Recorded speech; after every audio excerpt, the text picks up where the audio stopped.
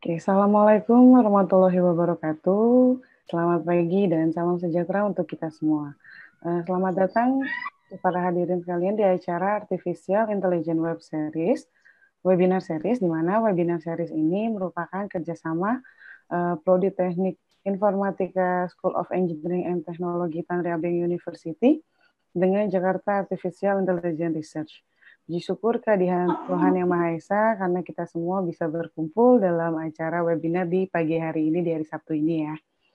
Lalu apa kabar semuanya? Semoga selalu sehat dan dalam lindungan Tuhan Yang Maha Esa ya. Bagaimanapun juga di tengah pandemi ini kita harus tetap jaga kesehatan, stay at home, tetap produktif dengan mengikuti seminar ini. Telah hadir bersama kita Pak Joni selaku Kaprodi Prodi Teknik Informatika dan Bu Afni selaku Dekan dari School of Engineering and Technology. Selamat pagi Pak Joni dan Bu Afni. Lalu telah hadir juga bersama kita pembicara kita ada Mas Devin dan Ibu Dewi. Selamat pagi juga Mas Devin dan Ibu Dewi. Pagi. Terima kasih juga untuk rekan-rekan dosen yang telah hadir pada seminar hari ini. Sebelum saya mulai, saya akan membacakan beberapa peraturan yang dilakukan oleh peserta seminar ini. Yang pertama, pastikan internetnya stabil, lalu mematikan audio selama acara dimulai, dan standby 5-10 menit sebelum acara dimulai. Lalu menggunakan fitur chat untuk bertanya pada host, dan tidak diperkenankan melakukan percakapan sesama peserta di chat. Jadi nanti kalau ada yang ingin ditanyakan perihal materi yang disampaikan oleh pembicara juga bisa melalui chat, nanti akan dipilih oleh kami, saya sebagai moderator ya. Oke, langsung saja.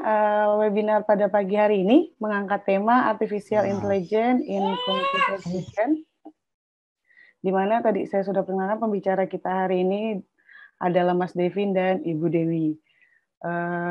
Mungkin kita langsung mulai saja. Saya ingin menyapa lagi Mas Devin, Bu Dewi, apa kabar? Halo, pagi. Baik, luar biasa. Baik, ya. Baik, Mbak Mita. Terima kasih ya Mas Devin dan Ibu Dewi sudah berkenan hadir pada pagi hari ini. Iya. Langsung saja mungkin kita untuk pembicara pertama, karena hari ini ada dua pembicara kita yang luar biasa. Langsung saja pembicara pertama kita ada Mas Devin. Sedikit profil mungkin mengenai Mas Devin.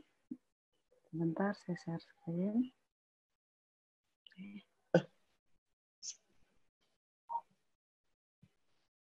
Oke. Pembicara kita pertama pada hari ini adalah Mas Devin. Nama lengkapnya adalah Timotius Devin M.Com. Beliau merupakan lulusan Sarjana Ilmu Komputer dari Institut Pertanian Bogor tahun 2015 dan Magister Ilmu Komputer dari Universitas Indonesia tahun 2018. Saat ini beliau merupakan co-founder dari Convergen.ai yang merupakan artificial intelligence research company based in Indonesia, lead the Convergen Vision Department, focus on image segmentation and analysis. Lalu beliau juga pernah menjadi software development di Pusilkom UI tahun 2016 sampai dengan 2018 dengan proyek-proyek yang dikerjakan antara lain developing web apps with Yi framework, React.js, and Vue.js. Lalu build handwritten recognition for governance document and applying Kubernetes on server. Beliau memiliki kemampuan dengan pemrograman Python, nah skillnya, pemrograman Python and C atau C++, lalu dalam image processing dan analysis, serta machine learning and deep learning. Beliau juga, serta computer vision research. Beliau juga hobi fotografi, bermain gitar, dan memasak ya Mas ya. Wah, jago masak nih ternyata pembicara kita nih. Oke. Mas Devin ini juga memiliki beberapa karya ilmiah ya yang dipublikasikan. Salah satunya mungkin yang terakhir adalah On the Stage of Hybrid 1D Convolutional Network and Long Short-Term Memory Network for Constant Amplitude Multiple Site Fatigue Damage Prediction on Aircraft Lab Joint. salah satu terakhir Mas ya di tahun 2017. Oke, nah segitu aja mungkin tentang Mas Devinya. Jadi sebelum kita mulai, saya mau ingetin lagi kepada para peserta untuk tidak menyalakan mikrofon ya selama pembicara sedang menyampaikan materinya. Oke, mungkin Mas Devin akan memaparkan sedikit tentang ini ya, artificial intelligence in computer vision ya. Introduction to the history and the industrial of intelligence. Langsung saja Mas Devin, waktu dan tempat saya persilahkan. Terima kasih. Ya, sama-sama.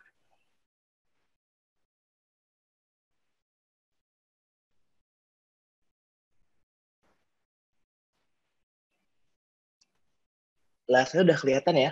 Sudah. Oke, Silakan, terima Mas kasih Ibu, Bapak, sekalian selamat pagi. Perkenalkan nama saya Devin, tadi sempat dijelaskan sedikit tentang saya, cuman saya mau kenalin ulang sedikit. Nama saya Devin, saya co-founder dari Convergent AI. Dan hari ini saya dikasih kesempatan buat sharing tentang AI dan computer vision itu sendiri. Kebetulan saya pribadi menikmati proses research dari computer vision dari zaman yang klasik sebelum machine learning ini banyak. Kalau teman-teman familiar sama bukunya Gonzalez tentang computer vision klasik. Dan hari ini saya mau coba bawain, karena kebetulan saya co-founder satu company yang emang base-nya AI dan computer vision. Saya mau coba jelasin bagaimana sih, saya mau coba sharing bagaimana AI dan computer vision itu bersama-sama ada di industri dan sekarang merevolusi beberapa sektor di industri. Ini tadi yang sempat dijelaskan. So, seperti kata patah tak dalam kata sayang, ini ada foto saya berapa tahun lalu saat itu, dan sampai sekarang saya masih sebagai mahasiswa yang nggak pernah berhenti belajar, dan so far udah lebih dari 6 tahun saya research di computer vision, dari saya S1 sampai dengan lulus S2 dan sampai sekarang. Saya juga suka klasik computer vision karena yang paling sederhana, segmentasi dari edges, kalau Bapak Ibu familiar, atau cuma sekedar membedakan gambar berdasarkan histogramnya, sampai dengan yang paling modern yang sekarang orang algoritma yang sering sebut seperti convolutional neural nets dan sebagainya. Kemudian saya co-founding satu company yang namanya Convergent AI. Convergent AI sendiri startup atau company yang fokus di teknologi informasi, yang fokus pada otomasi dan digitalisasi dengan teknologi kecerdasan buatan untuk AI. Dan saya masih suka coding pakai C atau C++, mungkin ada yang suka juga, karena meskipun Python itu menyenangkan, tapi C dan C++ jauh lebih cepat dibanding Python.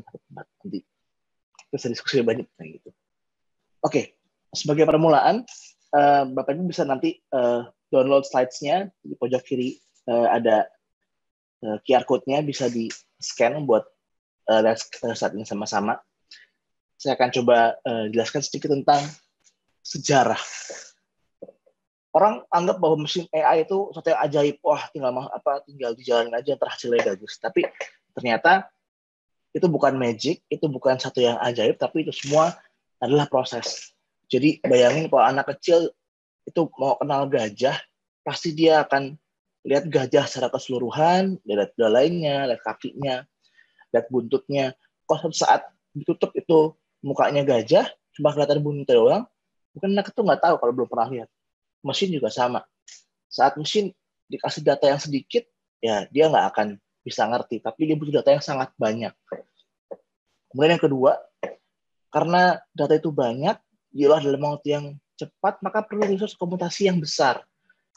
Jadi kita bilang dia butuh large computational resource, atau butuh komputasi yang cukup intensif, lebih intensif daripada sebelumnya. Dan juga menyebabkan kenapa sekarang itu hits, itu ngetrend, karena sekarang GPU harga lebih murah, CPU juga lebih bagus, jadi orang bisa tuh membangun aplikasi atau teknologi yang base-nya AI.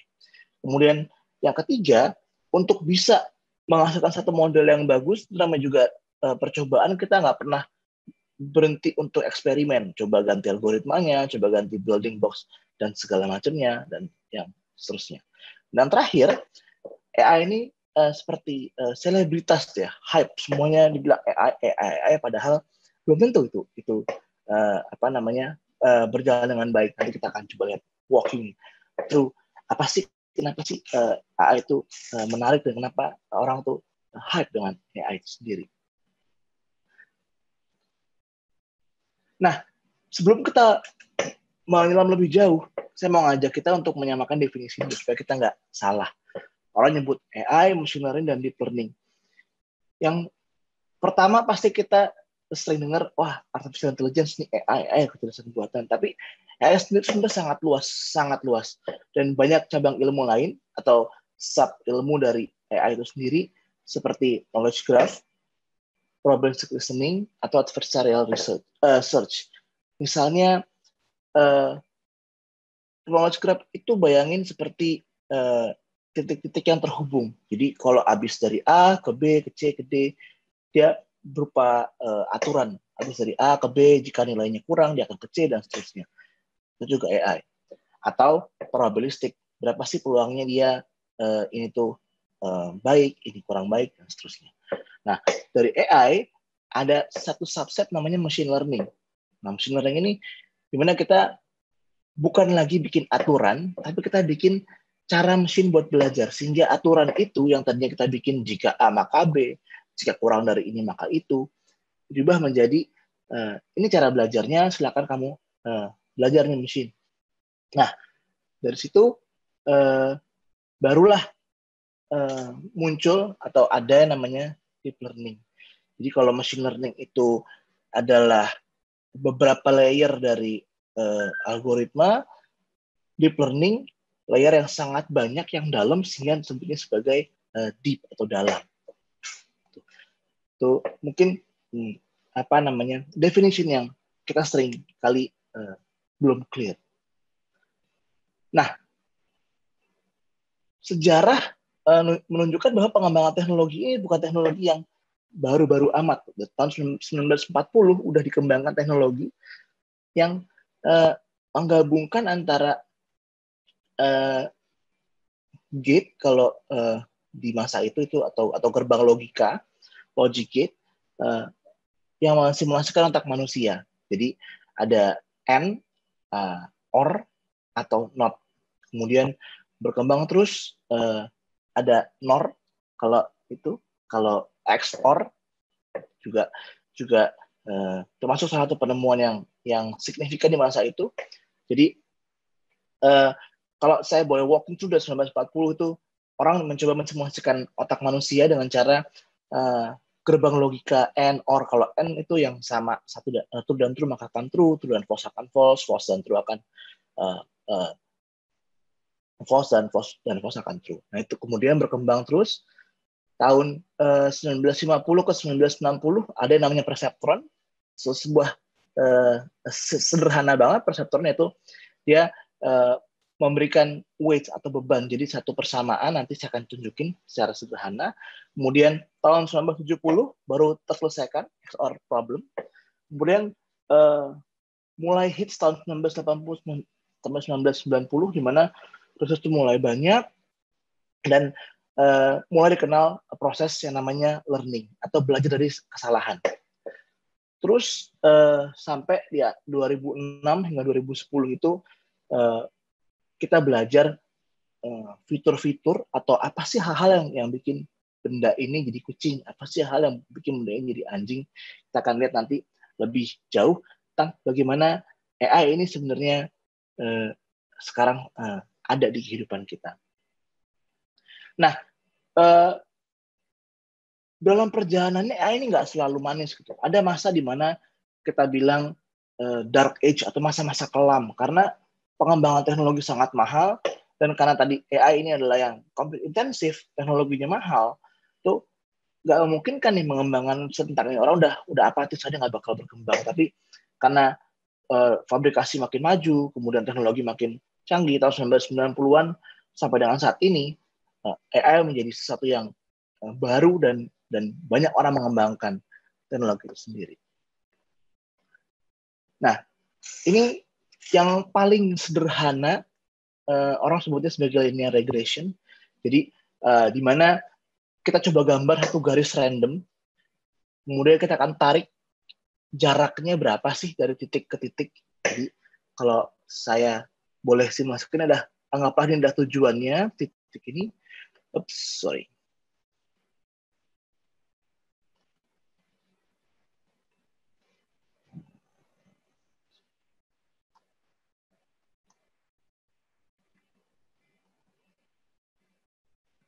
Oke, sorry. Nah, anggapan adalah titik-titik, kemudian kita gambar garis. Kenapa garisnya bisa lama-lama mendekati ke titik-titiknya? Ini yang disebut sebagai learning. Itu di mana dia menghitung jarak dari titik ini ke garis, terus demikian sehingga ketemulah satu persamaan yang menunjukkan bahwa ini adalah persamaan yang benar, karena garisnya semakin mendekati ke banyak titik. Ini yang paling sederhana disebut sebagai linear regression. Kemudian nggak usah takut lihat rumus-rumusnya. Ini yang namanya multilayer perceptron. Jadi masing-masing layer atau lapisan ini kita sebut sebagai node. Dia akan belajar. Artinya apa? Ini adalah sebuah persamaan nih. Jadi kalau teman-teman sebelah kanan, maka setiap kali dioperasikan maka ada satu operasi yang jalan, operasi bersama matematis. Itu bisa macam-macam. Ini sebagai learning. Algoritma yang ada di sini yang digunakan sebagai learning. Ini contohnya kalau misalnya ada input, kemudian true masuk gerbang OR, diberikan nilai 0, maka hasilnya apa dan seterusnya. Ini hanya ilustrasi yang menunjukkan bahwa ini adalah gerbang XOR, sebuah penemuan di tahun 1980-70 yang sangat membawa dampak. Kalau nanti kita bisa mensimulasikan XOR dalam logika komputer. Tapi semua itu nggak begitu keren sampai akhirnya ditemukan yang namanya LeNet. Yang dilakukan apa? Dia bisa membaca tulisan tangan saat itu seperti yang ada di GIF di depan, di mana dia menggunakan satu algoritma yang sampai sekarang sangat populer disebut sebagai convolutional network. Ini tahun 1988 hingga 1990-an research-nya, dan ini cukup menggemparkan saat itu karena belum ada yang bisa ngelakuin seakurat ini. Dalam perjalanannya, computer vision dan AI itu get along together atau sering jalan bersama karena memungkinkan computer vision jadi lebih tajam. Kenapa? Misalnya ini, classification. Dulu kan sederhana ya, mana yang kucing, mana bukan kucing. Kita tinggal pisahin nih, mana kucing, mana bukan kucing. Nanti kelihatan, kalau ada kucing, ada telinganya, ada apa itu sebagai kucing, sementara yang lain bukan. Naik lagi satu level, computer vision bisa melakukan lokalisasi informasi, di mana nunjukin kucingnya ada di mana sih. Itu pengenalan single object. Lebih jauh lagi, dia bisa kenalin lebih dari satu objek. Jadi seperti yang ini, bisa kenalin beberapa, ada kucing, ada anjing, sama ada bebek misalnya. Kemudian di sebelah kanan, lebih ekstrim lagi, dia bisa melakukan segmentasi atau nunjukin di mana sih tepatnya objek itu berada. Dan ini semua disebut sebagai persepsi atau bagaimana komputer itu menerjemahkan informasi yang diberikan. Nah, dalam pengembangan ini kenapa sih AI itu menarik gitu, bukan rule based aja lah gitu, nggak usah ribet-ribet AI harus training harus apa. Ternyata AI itu membantu menyelesaikan banyak masalah yang ada di computer vision, seperti variasi sudut pandang yang pertama. Ini adalah gambar yang sama, tetapi kalau kita putar, kita dari sisi yang lain, maka akan terlihat sangat berbeda. Jika kita pakai rule based, maka kita harus mengcover semua kemungkinan yang ada. Kemudian yang kedua adalah kondisi pencahayaan. Dalam kehidupan sebenarnya kita akan lihat bahwa kondisi pencahayaan sangat mempengaruhi bagaimana kebaikan satu sistem itu membaca informasi. Misalnya membaca dokumen teks atau membaca objek itu objek apa. Semakin banyak cahayanya semakin bagus hasilnya. Sementara makin redup makin sulit untuk dikenali. Kemudian variasi skala. Kalau misalnya botol 1,5 liter diletakkan di sebelah mobil, maka botol 1,5 liter akan jadi kecil. Tapi kalau botol 1,5 liter diletakkan di sebelah aqua gelas atau minuman air mineral gelas, maka jadi besar. Ada skala yang relatif. Sehingga kalau kita pakai pendekatan yang lebih klasik untuk menghitung berdasarkan besar, maka ada salah satu skala yang sulit buat dihandle oleh komputer vision klasik, sehingga kita pakai AI ini harus belajar teknologi ini. Dan yang kedua, yang keempat adalah deformasi. Kalau kita lihat kucing biasanya duduk, berdiri, sekarang gambar kucingnya tiduran, kucingnya putih, makin sulit karena background dengan kucingnya sama. Itu menuju ke masalah berikutnya, itu background clutter. Itu sangat mirip antara objek atau foreground dengan latar belakang atau background. Kemudian ada occlusion, itu hanya tampil sebagian. Seperti tadi yang saya contohkan di awal tentang gajah. Bagaimana orang bisa lihat itu gajah meskipun ditutup setengah, atau bagaimana orang bisa tahu itu gajah meskipun ditutup mukanya tapi cuma lihat buntutnya doang. Itu AI mampu melakukan itu karena ya kita berikan example, kita berikan contoh, dan ya training. Dan yang terakhir yang sangat menantang adalah variasi dalam kelas atau intra-class variation. Kita manusia kenal bahwa keenam gambar itu adalah kursi. Ada kursi yang seperti di ruang tunggu, ada kursi yang buat santai, dan kita tahu itu adalah kursi. Sementara buat komputer, dia akan sangat sulit. Nah, kita akan cari tahu kenapa buat komputer itu sangat sulit untuk membedakan atau untuk mengenali kursi yang sama, tetapi bentuknya berbeda. Nah, sebelum kita menuju ke sana, saya mau kasih sedikit insight bahwa tahun 2015 yang lalu, performa dari komputer atau kemampuan komputer untuk mengenali gambar-gambar itu udah melebihi kemampuan manusia untuk mengenali gambar-gambar yang diberikan. Jadi saat itu ada lebih dari 1 juta gambar yang diberikan kepada orang dan kepada komputer. Dan tahun 2015 saat itu manusia masih ada salah sekitar 6%, 7%, komputer sudah di bawah 4%. Jadi ini menunjukkan bahwa untuk task mengenali objek, saat ini komputer sudah melewati kemampuan dari manusia. Dan ini sebuah penemuan yang sangat besar dan bikin orang pada semangat untuk riset tentang computer vision itu sendiri, terutama computer vision dengan artificial intelligence, dengan AI. Seperti tadi saya bilang, kenapa sangat sulit untuk mengenali kursi yang berbeda? Karena apa yang kita lihat sama komputer lihat berbeda. Ini adalah angka 8 yang kita lihat, tapi komputer lihat adalah matriks dari nilai-nilai intensitas di setiap pixelnya. Jadi ini angka 8, bagian yang hitam ini punya nilai, bagian yang putih punya nilai, tapi nilai yang putih lebih kecil dibanding yang hitam. Hal yang sama juga terjadi di gambar yang besar seperti ini. Terlihatnya wah hanya warna abu-abu, padahal ini adalah kumpulan nilai intensitas dari masing-masing pixelnya. Jadi kalau ada gambar ukurannya 100 kali 100 pixel, berarti dia punya informasi sebesar 100 kali 100 atau 10.000 nilai yang perlu dikenali oleh mesin. Itu sangat banyak, sehingga itulah kenapa computer intensif. Nah, ini juga yang bikin komputer nggak bisa bedain antara kursi yang santai sama kursi ruang tunggu. Karena kursi santai dan kursi ruang tunggu masing-masing bentuknya berbeda dan nilai-nilainya pasti berbeda. Itu kenapa machine learning menjadi menarik. Kita bisa ajari bahwa ini sama-sama kursi. Nah, bagaimana kira-kira secara sederhana, ini saya kasih ilustrasi, komputer tuh learning. Jadi tadi kita ingat ya, ada multi-layer perceptron, itu lapisan-lapisan yang isinya rumus matematik untuk memetakan nilai-nilai pixel dari gambar-gambar ini. Jadi misalkan gambar yang kucing ini, yang atas akan masuk ke dalam lapisan pertama, dilakukan operasi, masuk ke lapisan kedua, dilakukan operasi ketiga, masuk ke baris ketiga, hingga dilakukan operasi terakhir, sehingga keluar hasilnya adalah kucing. Operasinya apa? Operasinya adalah perkalian matriks. Matriks apa yang dikalikan? Matriks informasi dari masing-masing pixel yang tadi kita lihat.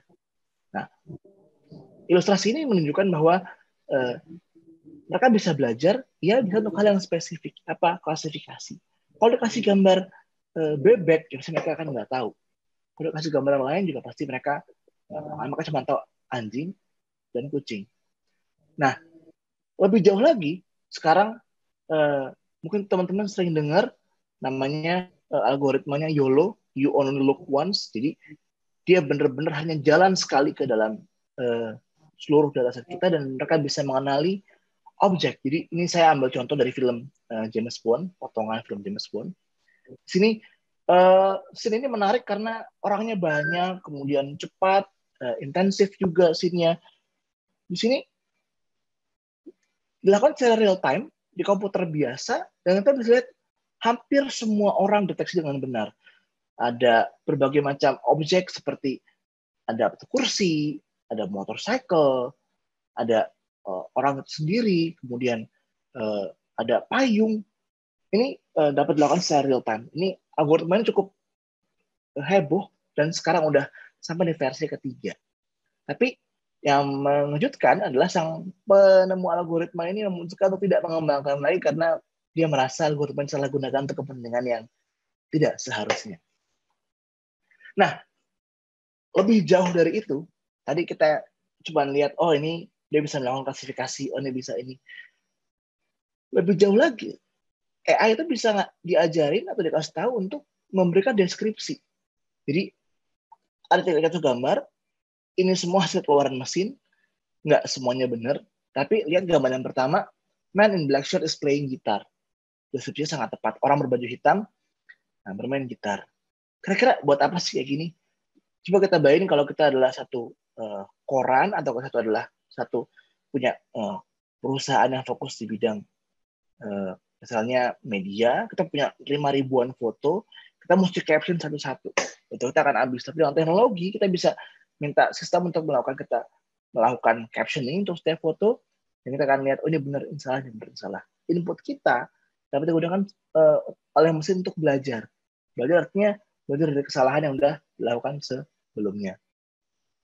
Gambar kedua juga sama, construction worker in orange safety vest is walking on road. Jadi gambarnya orang sedang benerin di jalan raya. Tapi gambar yang ketiga mungkin belum tepat, two young girls are playing with Lego toy. Di sini mungkin ibunya terlihat awet muda, maka dibilangnya young girls lagi bermain Lego. Nah, makin maju lagi, teman-teman pasti Bapak Ibu sekalian pernah dengar yang namanya self-driving car. Itu mobil yang dapat jalan sendiri. Sebenarnya apa yang terjadi di balik itu semua, dia melakukan ini yang sebelah kanan. Dia memetakan setiap gambar yang masuk ke sistem yang direkam sama kamera, mana yang jalan, mana orang, marka jalan yang mana, mobil lain yang mana, dan trotoar yang mana. Nah, hal ini yang bikin mobil jadi cerdas. Dia bisa membedakan mana yang boleh dilewatin, mana yang nggak boleh. Jadi ini contohnya di mobil pabrikan Jerman, dia memetakan yang mana yang jalan, yang mana yang trotoar, yang mana yang orang. Terlihat sederhana bukan? Maksudnya kita sudah lihat bahwa ini tas yang sangat yang mudah untuk dilakukan. Tapi yang bikin sini istimewa adalah pertama dilakukan di mobil, dan kalau dilakukan secara real time, jadi cepat sekali prosesnya. Nggak mungkin kita lihat gambar, 5 detik kemudian baru ada keputusan. Nggak, udah keburu nabrak atau keburu bablas mobilnya. Nah, hal yang sama juga diterapin di sini, sedemikian rupa dia bisa membedakan dengan cepat orang, jalanan, trotoar, sehingga mobilnya nggak nyelonong ke trotoar atau nyelonong nabrak orang. Ancamannya kira-kira dari sini apakah ada ataukah ini ternyata ada jawabannya. Karena tadi kita tahu bahwa semua kehebatan itu yang tadi itu kayaknya keren banget, kayak nggak ada celahnya. Ternyata ada penelitian yang menunjukkan bahwa ini tuh masih rentan sama yang namanya noise. Jadi sebelah kiri ini ada gambar panda dan dia diklasifikasikan dengan benar sebagai panda. Tapi saat kita berikan satu gambar dengan ukuran yang sama, tapi isi pixelnya random, tiba-tiba dia salah klasifikasi jadi gibbon. Artinya AI ini sangat spesifik untuk kelas tertentu. Dia nggak bisa untuk keperluan umum atau yang general masih sulit karena masih banyak hal-hal yang harus diajarin, harus dilatih. Jika anak kecil kalau dikasih belajarnya matematika terus dia kan jago matematika pasti. Tapi dikasih soal yang lain misalnya bahasa Indonesia akan kesulitan. Sama dengan komputer juga sama. Saat kita kasih sesuatu pengetahuan ini panda, ini bukan panda, ini panda, ini kera dan seterusnya, dia kan belajar hanya pada domain saja. Itu kita sebut sebagai domain spesifik. Tapi begitu kita bikin lebih luas, lebih general, dia akan kesulitan. Karena memang itu keterbatasan dari algoritma yang dibangun sama manusia. Nah, lebih jauh melangkah sekarang kita keluar dari research, kita masuk ke in the real life. Ini di kehidupan sebenarnya dipakai nggak sih? Ternyata AI ini membawa dampak positif tentu saja. Yang pertama, orang kerja lebih efisien. Kan AI ini empowering human, bukan replacing human. Decision making kepada manusia, tapi membantu manusia mengambil keputusan. Apakah dia akan belok, apa dia akan ngerem, apakah dia akan ambil, apakah dia akan tolak, dan seterusnya. Kemudian yang kedua, scalable. Artinya, untuk bisa mengenali, misalnya, untuk bisa mengenali 10 dokumen, butuh waktu 1 jam. Kalau mau lebih cepat, maka kita perlu nambah orang. Jadi 2 orang. 20 jam. 20 dokumen. Kalau mau 30 dokumen, 3 orang, dan seterusnya. Sekalian linear. Saat kita mengemploy teknologi, sekalian bisa lebih dari itu. Kalau kita mengemploy satu teknologi, kita kali 2, kali 3, kali 4, maka kan jauh lebih banyak sesuatu yang dapat diproses di waktu yang bersamaan. Dan yang terakhir, kita melakukan otomasi pekerjaan yang berulang-ulang. Misalnya, baca dokumen, mengenali objek yang sama, mengenali plat nomor, dan seterusnya.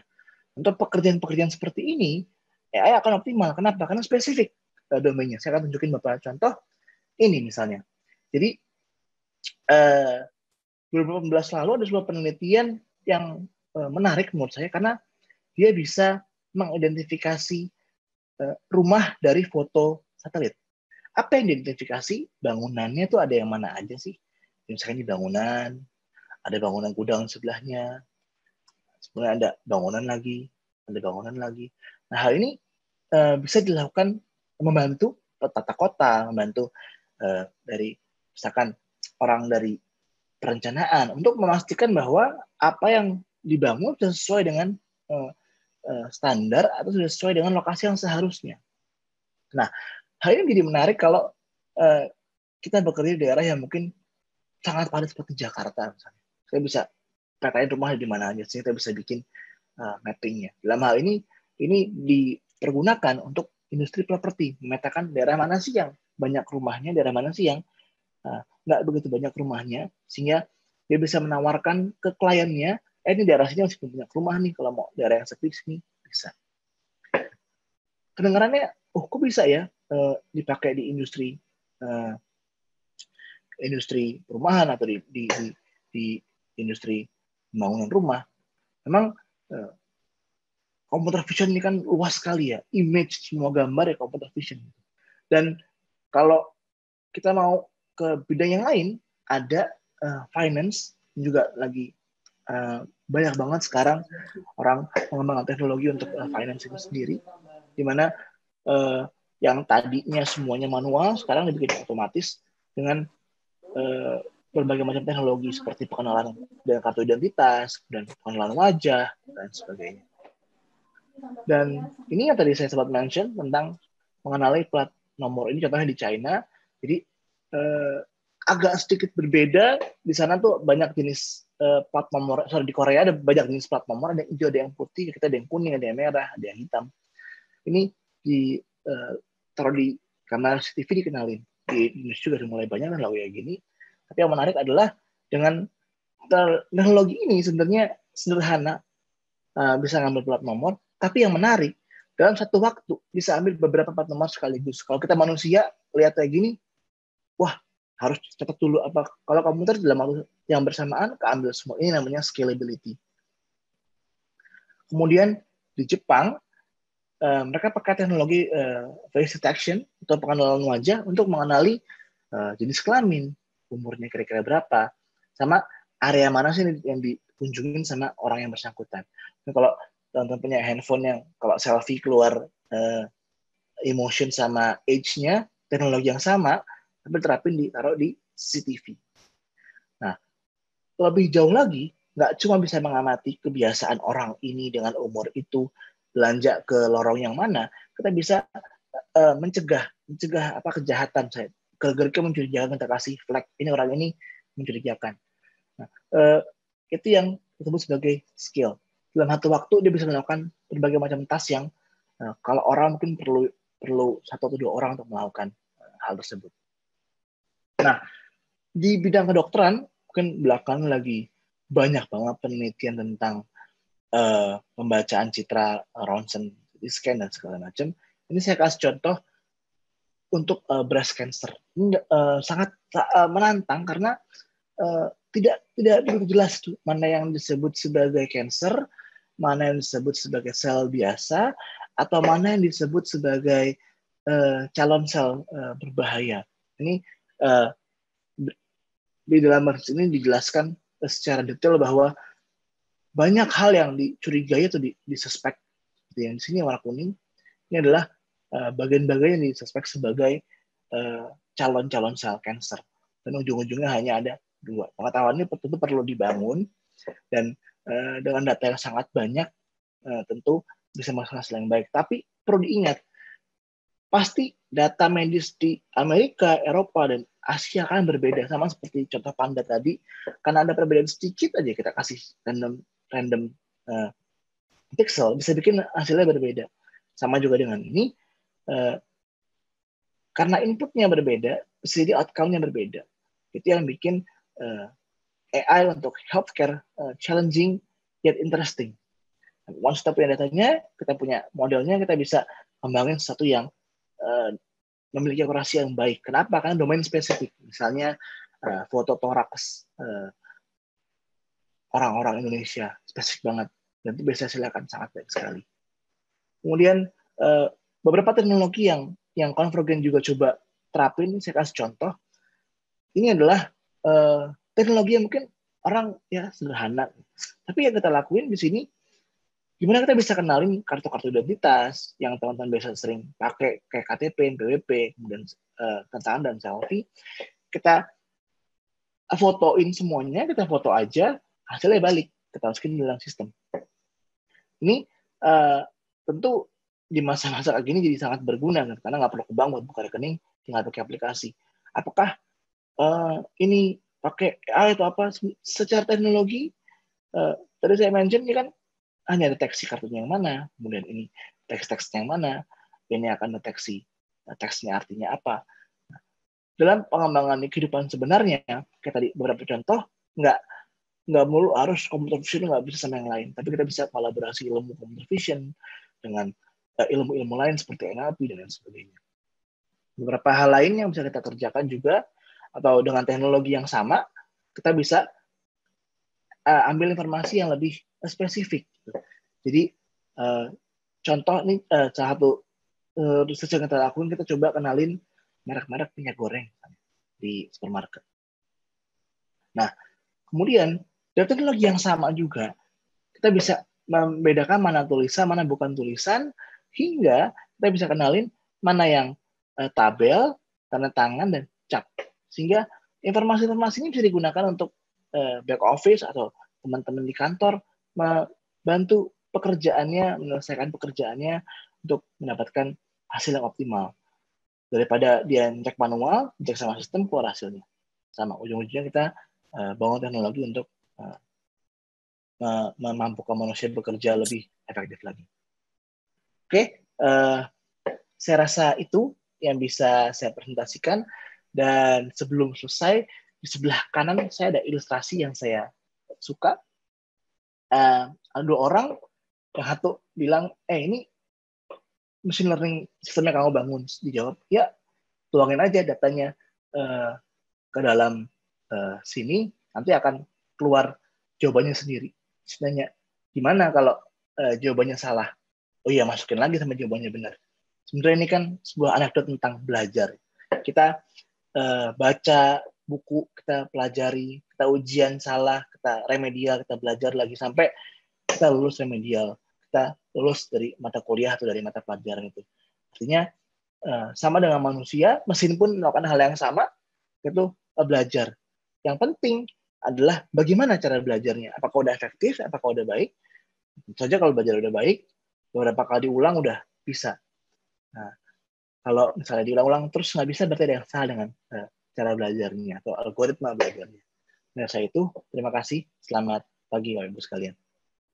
Terima kasih Mas Devin atas pemaparan materinya.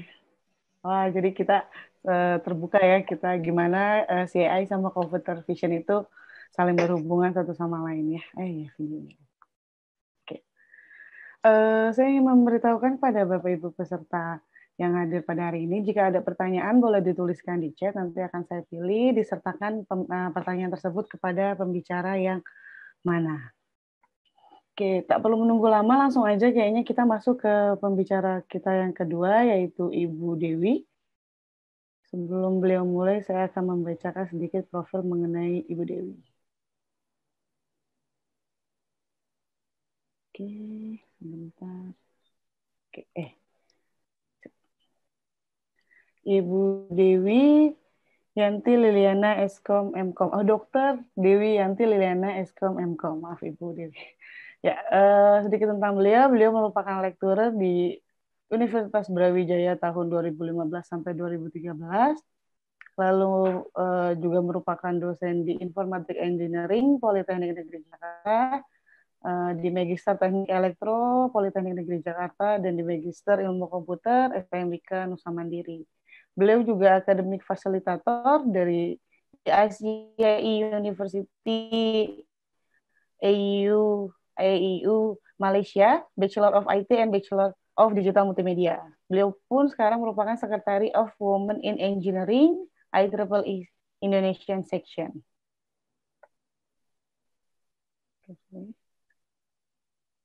Oke. Nah, saat ini beliau merupakan dosen tadi ya di Politeknik Negeri Jakarta. Nah, beberapa akademi dan award yang pernah diraih oleh beliau pada yang pertama academic degree, di mana beliau merupakan lulusan S1 dari Prodi Informatik Engineering ITS, dan S2 di Computer Science Universitas Indonesia, lalu S3 beliau merupakan doktoral di Computer Science Universitas Indonesia. Dan saat menempuh karir, beliau juga menerima academic scholarship, di mana pada jenjang S1 mendapatkan scholarship dari Exxon Mobil, lalu S2-nya mendapatkan scholarship dari Tanoto Foundation, dan S3-nya mendapatkan scholarship dari LPDP. Award yang pernah diterima oleh beliau, yang pertama tahun 2004, beliau merupakan top 10 graduate bachelor program ITS, cum laude. Tahun 2009 merupakan best graduate master program Universitas Indonesia, cum laude juga. Lalu tahun 2019 best graduate doctoral program Computer Science Universitas Indonesia dengan hasil cum laude. Lalu best presenter di CAXIS tahun 2018, favorit presenter di ICECOS tahun 2017, dan best session presenter di CAXIS tahun 2016.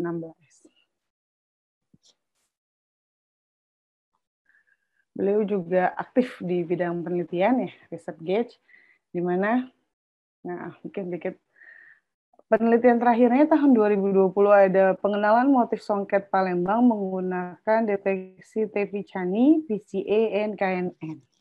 Lalu tahun 2019-nya ada high level fuzzy linguistic features of facial components in human emotion recognition.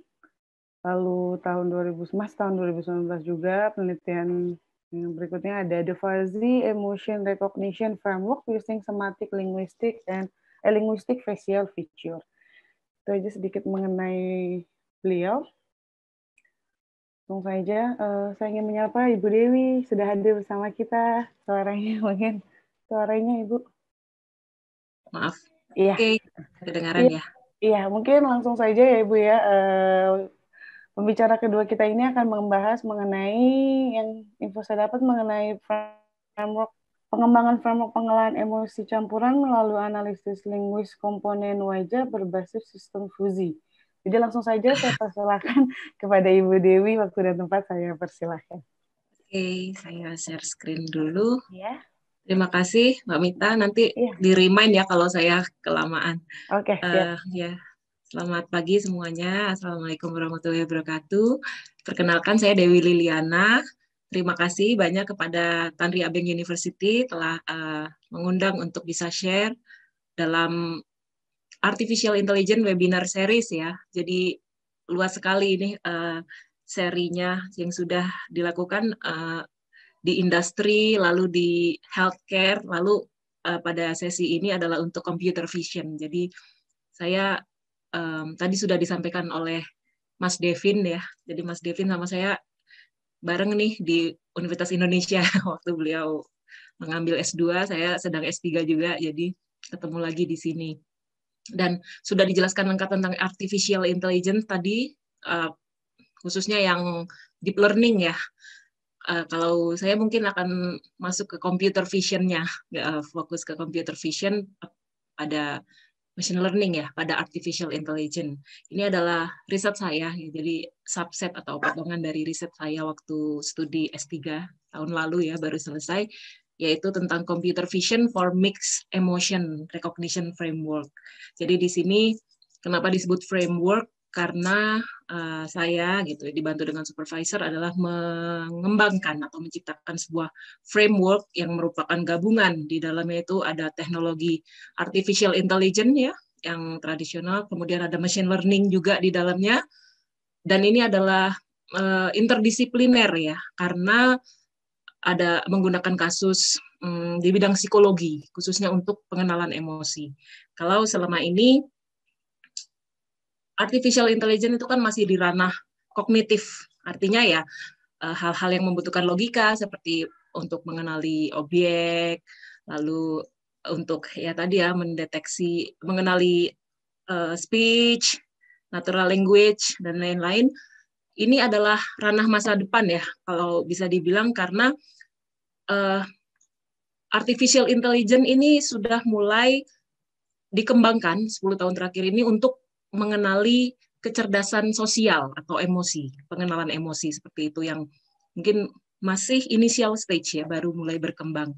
Ini tadi sudah dijelaskan sama Mbak Mita dengan panjang lebar seperti itu.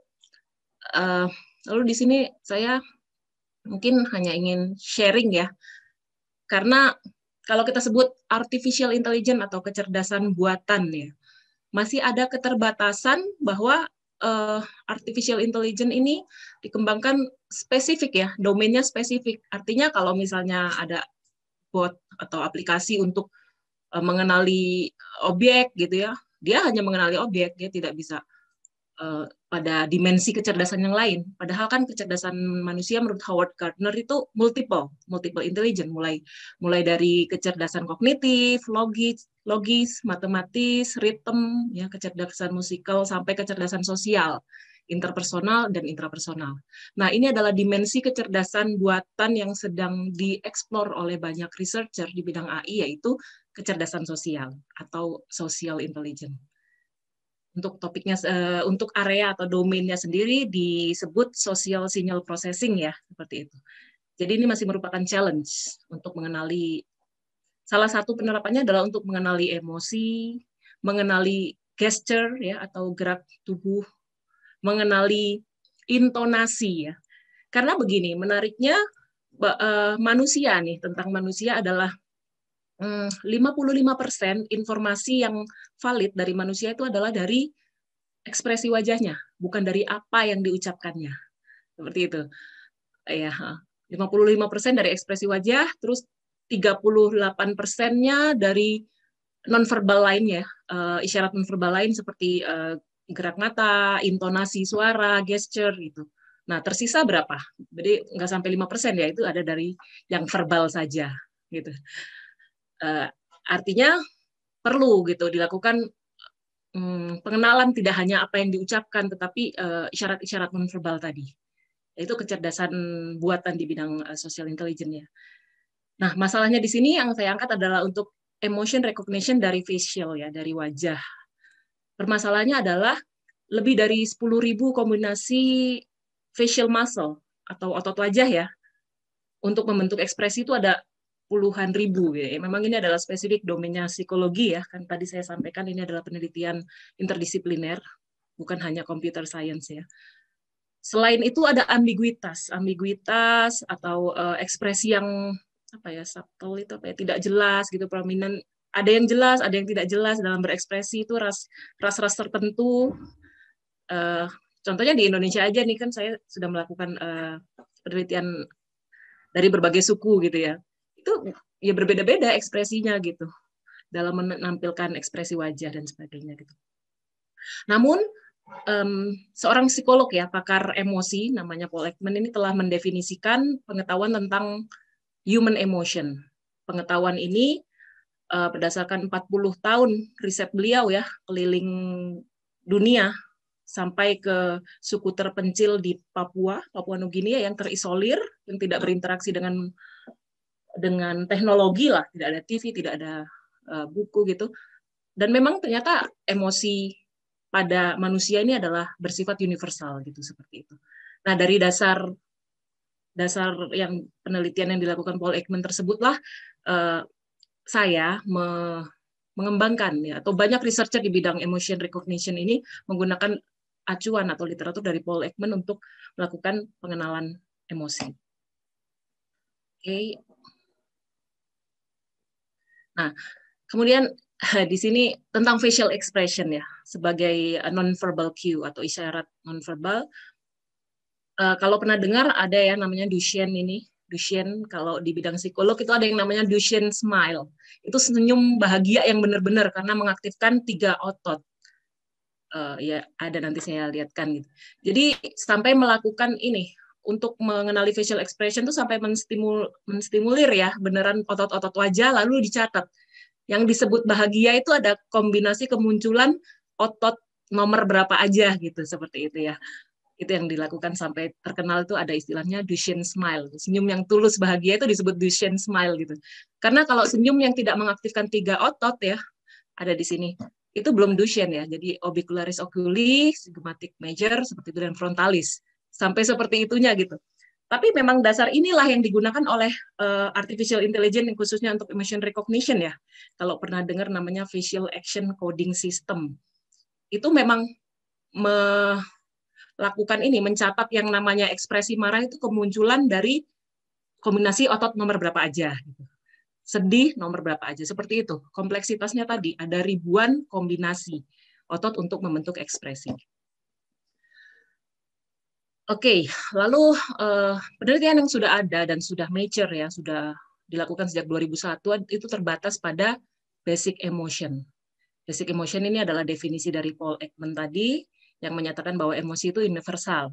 Ada 6 ya, emosi universal across culture. Artinya mau dia ras Kaukasoid, Mongoloid, dan lain-lain itu sama gitu. Yaitu surprise, sad, happy, fear, disgust, dan angry. Ya, bisa dibedakan. Ini menurut Ekman, dan inilah yang dijadikan acuan oleh para researcher AI ya, researcher AI untuk mengenali emosi hanya berdasar 6 basic emotion itu saja. Karena tadi ya, kalau kita bicara AI itu 4 prinsip yang penting di dalamnya itu yaitu data, algoritma, skenario, dan computing power. Tadi udah disampaikan sama Mas Devin. Di sini tentunya algoritma ya, algoritma tadi kan kalau kita tahu AI, machine learning maupun deep learning itu di dalamnya ada algoritma ya, yang powerful lah dan bisa untuk mengenali basic emotion ini tadi. Karena pembedanya jelas, orang marah sama orang sedih, orang takut ekspresinya katanya universal. Namun tidak demikian menurut psikologis psikologis klinis secara umum. Secara umum manusia itu nggak terbatas cuma pada emosi dasar aja loh gitu. Dalam berekspresi secara real itu ada yang namanya konteks. Konteks itu apa? Konteks itu misalnya kalau kita bilang marah, marahnya itu kenapa gitu informasinya. Oh ya dia marah karena takut gitu ya. Karena takut, atau seseorang itu terkejut karena apa? Terkejut bahagia kah atau terkejut karena takut, itu juga beda. Jadi itu yang disebut mixed emotion. Nah, kalau kita gampangannya aja deh dari 6 klasifikasi emosi ini tadi kita pasangkan gitu ya.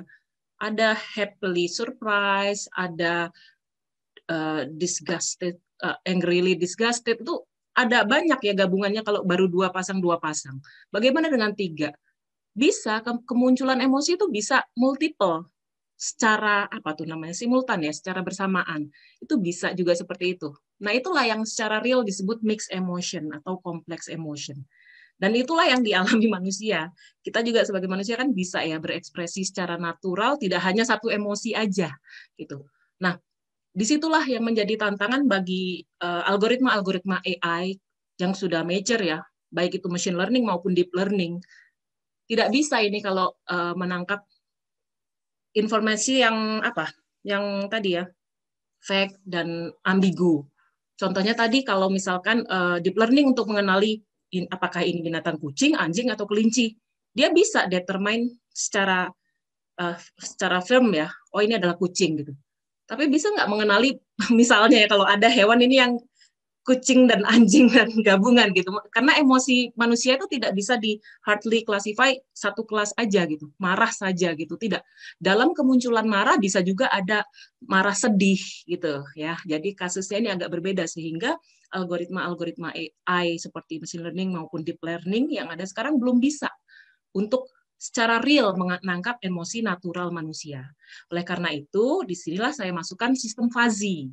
Kalau pernah mendengar, logika fuzzy adalah logika yang menyerupai logikanya manusia ya. Jadi tidak hanya benar salah, in between 0 and 1 itu ada interval ya. Misalnya benarnya 0,7 seperti itu. Jadi rentang 0 sampai 1 seperti itu. Untuk sistem fuzzy ini saya masukkan untuk bisa menangkap mixed emotion tadi, gabungan emosi. Selain itu ada isu tentang dataset yang tersedia itu masih dataset. Karena tadi ya, prinsipnya AI itu yang pertama data. Mesin tuh bisa pinter kalau dia dikasih data. Mas Devin tadi udah contohkan, kasih aja data terus gitu ya. Kemudian algoritma. Nah, dari data sendiri yang existing baru dataset untuk basic emotion. Belum banyak tersedia untuk yang real emotion atau mix. Ya, jadi itu tadi, multiple emotion recognition in single face image itu masih merupakan open research. Bagi yang mau mengeksplor ke sini, silakan. Ini masih sangat-sangat terbuka gitu. Publikasinya masih sedikit. Oke, ya ini tadi Ekman Basic Emotion. Oke, ini tadi sudah saya jelaskan ya, untuk menangkap natural emotion itu di sini saya gabungkan fuzzy system, karena kemampuan fuzzy ini adalah bisa menghasilkan klasifikasi yang smooth gitu ya. Kalau dia adalah gabungan beberapa emosi, ya dia akan menyebutkan. Kalau misalnya cuma marah saja ya keluar hasilnya marah. Tapi kalau ketika marahnya marah sedih ya keluar marah dan ada intensitas sedihnya seperti itu. Oke, jadi pada mesin computer vision dalam bidang emotion recognition ini adalah dua hal ya, dua stream. Yang pertama adalah untuk menganalisis. Menganalisis itu artinya ketika mesin atau robot ya berinteraksi dengan manusia, dia bisa memahami, understanding atau analisis ini emosinya orang apa gitu. Lalu yang kedua adalah generatif ya, generatif atau sintesis. Setelah analisis ada sintesis. Ketika merespon emosi manusia, dia harus merespon emosi mesin ini, harus mengenerate emosi respon seperti apa gitu. Jadi kalau ada manusia marah, mesinnya harus bagaimana gitu. Karena ini apa ya, kecerdasan emosi pada mesin ini masih sesuatu yang jauh. Kalau dikatakan tuh waktu di ICAXIS 2016 itu malah dikatakan masih 50 tahun ke depan. Karena kalau kita lihat ya seperti robot atau aplikasi yang udah ada itu kan tanpa emosi. Kita berharap kalau manusia ya itu tadi lebih, kalau mau berinteraksi dengan kecerdasan buatan harus yang lebih real, memiliki emosi seperti itu. Jadi tidak hanya verbal saja gitu. Ada ekspresi non verbalnya. Oke. Oke ya, jadi ini tadi saya dasarnya adalah dari Plutchik ya, Plutchik Emotion Model. Karena ini ya, Plutchik itu mendeskripsikan bahwa emosi ini bisa mix.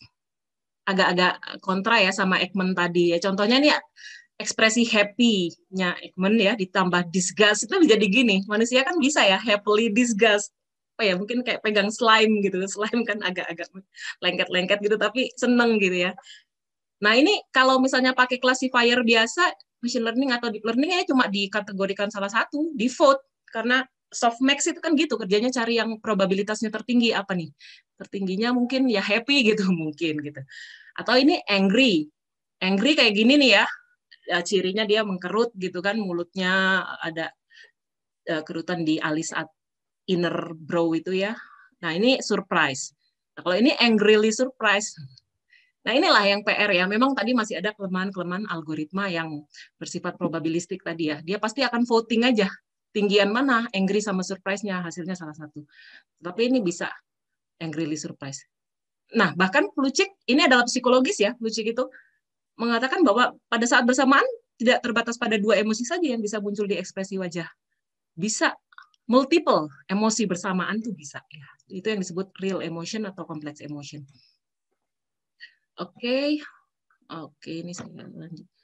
Nah, ini ya, jadi framework, desain framework fuzzy yang saya bangun, kenapa disebut framework? Karena memang ada subsistem di dalamnya. Ketika ada citra masuk, lalu dideteksi, ya di sini computer vision-nya ya, deteksi yang mana, titik-titik penting pada wajah, atau disebut facial landmark, lalu diekstrak geometric fiturnya, ya ini. Lalu di sini ada fuzzy facial component inference system, memang di sinilah machine learning ya, machine learning dilakukan di 2 kotak ini, lalu di sini menggunakan artificial intelligence, knowledge base ya, knowledge base, aturan dari Ekman, karena lengkap sekali sudah buku-buku dari Ekman itu, bisa saya bisa saya ekstrak ya menjadi rule. Kemudian di sini juga ada untuk pengenalan, ada 2 sistem fuzzy ya, pengenalan emosi. Yang pertama pengenalan linguistik komponen wajah. Apa itu linguistik komponen wajah? Sedikit saya jelaskan, mungkin ada ya di sini.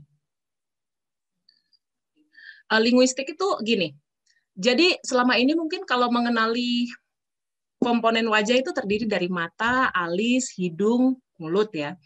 Selama ini kalau misalnya computer vision mengenali ya udah mata gitu aja, nangkap mana mata. Tapi linguistik ini adalah bahasanya.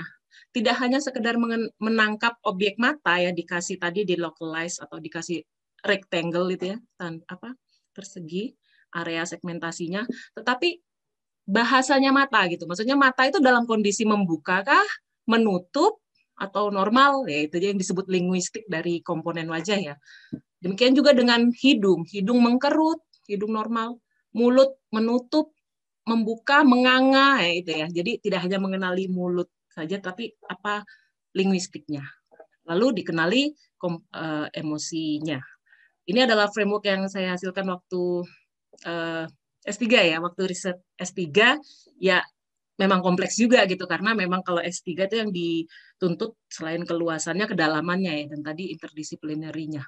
Dan ini udah dipublikasikan ya di Springer, Jerman untuk publikasi framework ini. Selain itu tadi kendala saya adalah tidak adanya dataset. Padahal AI tanpa data ya nggak bisa gitu kan.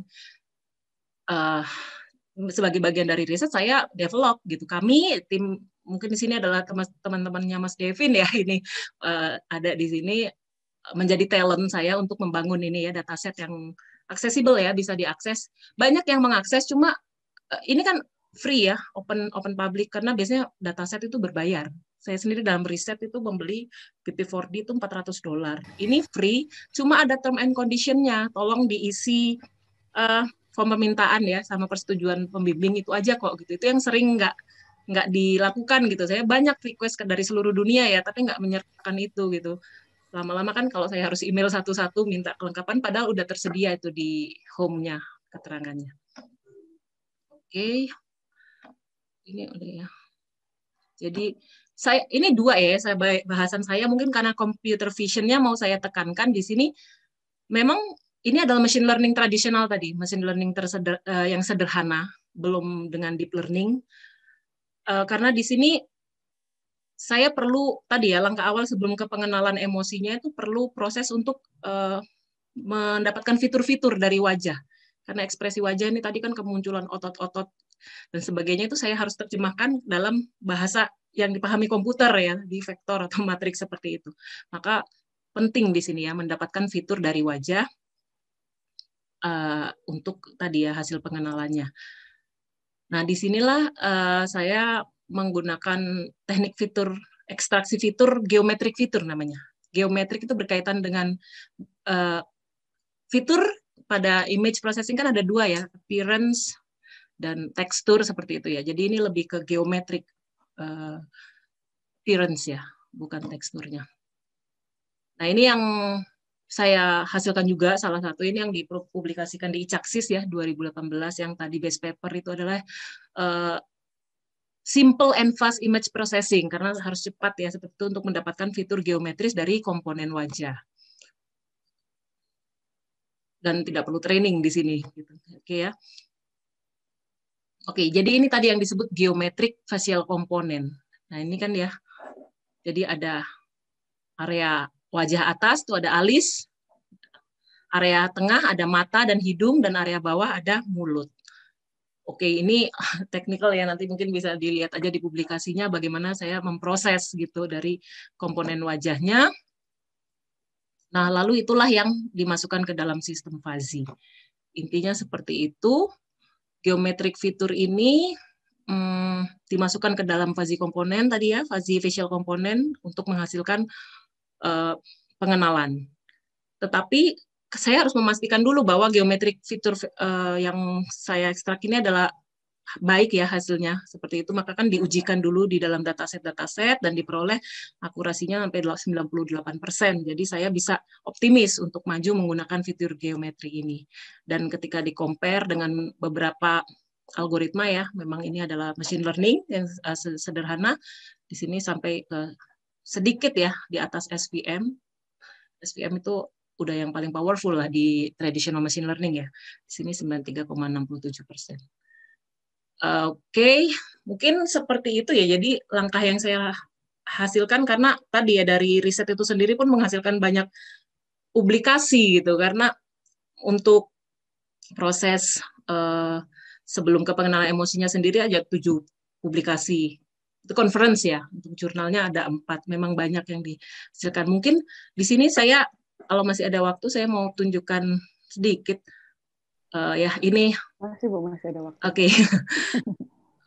Tadi saya mohon izin ya Mas Devin, saya ambil gitu tadi, saya buat contoh aja gitu, apa sih sebenarnya yang saya lakukan gitu ya, computer vision, artificial intelligence dengan untuk computer vision ini ya, menggunakan fuzzy emotion. Nah ini tadi saya asal capture aja waktu Mas Devin lagi berbicara gitu. Memang nggak ada ekspresinya sih sebenarnya, tapi apa sih yang ditangkap oleh program ini gitu ya, oleh program ini. Kalau kita bersama manusia itu nggak sadar loh kalau kita memiliki kecerdasan emosi tadi, kecerdasan sosial, kita bisa mengenali ekspresinya orang gitu. Kalau saya lihat sih ini ekspresi yang asal, oke, sebentar, ini adalah prosesnya tadi ya. Ini proses machine learning-nya untuk untuk capturing emosi ya. Pertama dia akan capture dulu namanya facial landmark. Ini menggunakan active appearance model ya, machine learning, di dalamnya ada training dengan PCA. Kemudian mungkin saya perlihatkan prosesnya ya, saya debug, kalau harusnya sih nggak usah. Nah ini dia akan dapat ini tadi ya, akan dapat mulut luar, mulut dalam, ini agak mengganggu jendelanya. Ini ada mulut dalam, bibir bawah, bibir atas, hidung. Walaupun pakai kacamata pun masih tertangkap area matanya ya, seperti itu. Ini computer vision.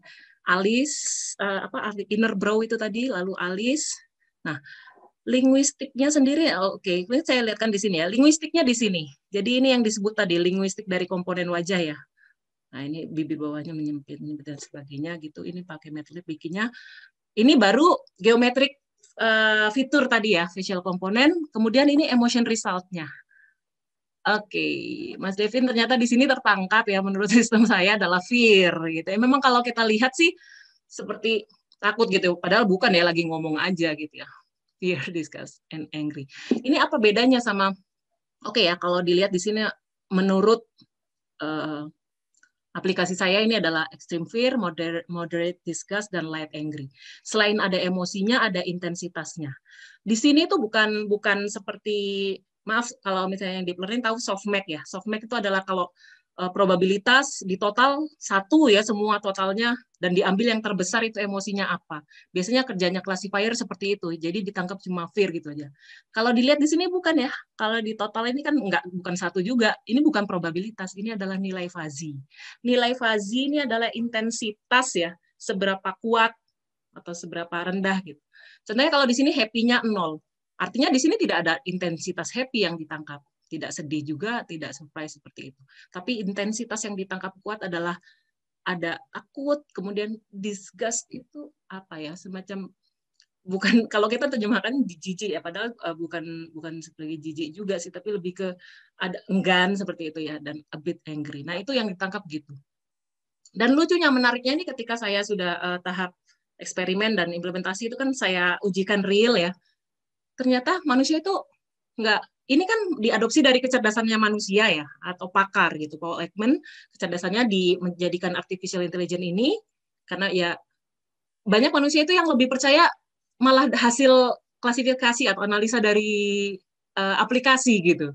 Padahal harusnya kan manusia udah punya kecerdasannya sendiri, pasti tahu gitu ekspresinya orang gitu. Tapi seringkali banyak yang minta divalidasi ya dengan ini ekspresinya apa sih gitu, minta tolong saya gitu. Cuma memang ada code apa ya, ada etiknya, ada etik dari psikolog itu bahwa saya itu nggak boleh gitu tangkap ekspresi orang, saya analisis sendiri, publikasikan tuh nggak boleh gitu. Walaupun saya sering sih pakai itu, misalnya nangkap ekspresinya Jokowi, terus siapa-siapa gitu, saya sering gitu, karena ya untuk melihat seberapa akurat gitu, dan memang ya akurat gitu, memang akurat ini ya. Memang tapi masih tadi ya harus dikembangkan baik dari rule, kalau rule-nya oke, tapi mungkin dari nilai-nilai parameter rule-nya, dan masih banyak lagi lah sebenarnya pengembangan, dan ini masih kerja panjang harusnya ke depan. Seperti itu mungkin yang bisa saya share. Apakah waktunya ini kelebihan ya? Mungkin nanti kita diskusi aja. Saya kembalikan ke moderator. Terima kasih. Terima kasih Bu Dewi atas materinya. Wow, jadi Mas Devin tuh agak-agak ini ya, angry tadi. Mungkin agak-agak grogi ya. Iya, mungkin Mas Devin tuh. mungkin. Oke, mungkin kita di sesi ini, berikutnya kita akan menjawab pertanyaan dari peserta. Sebentar saya bantu untuk menampilkan.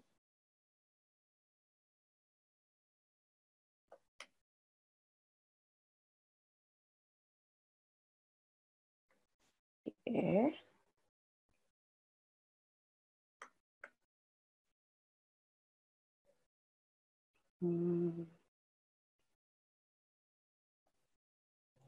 Oke, terlihat kan ya Mas Devin dan Bu Dewi layar saya?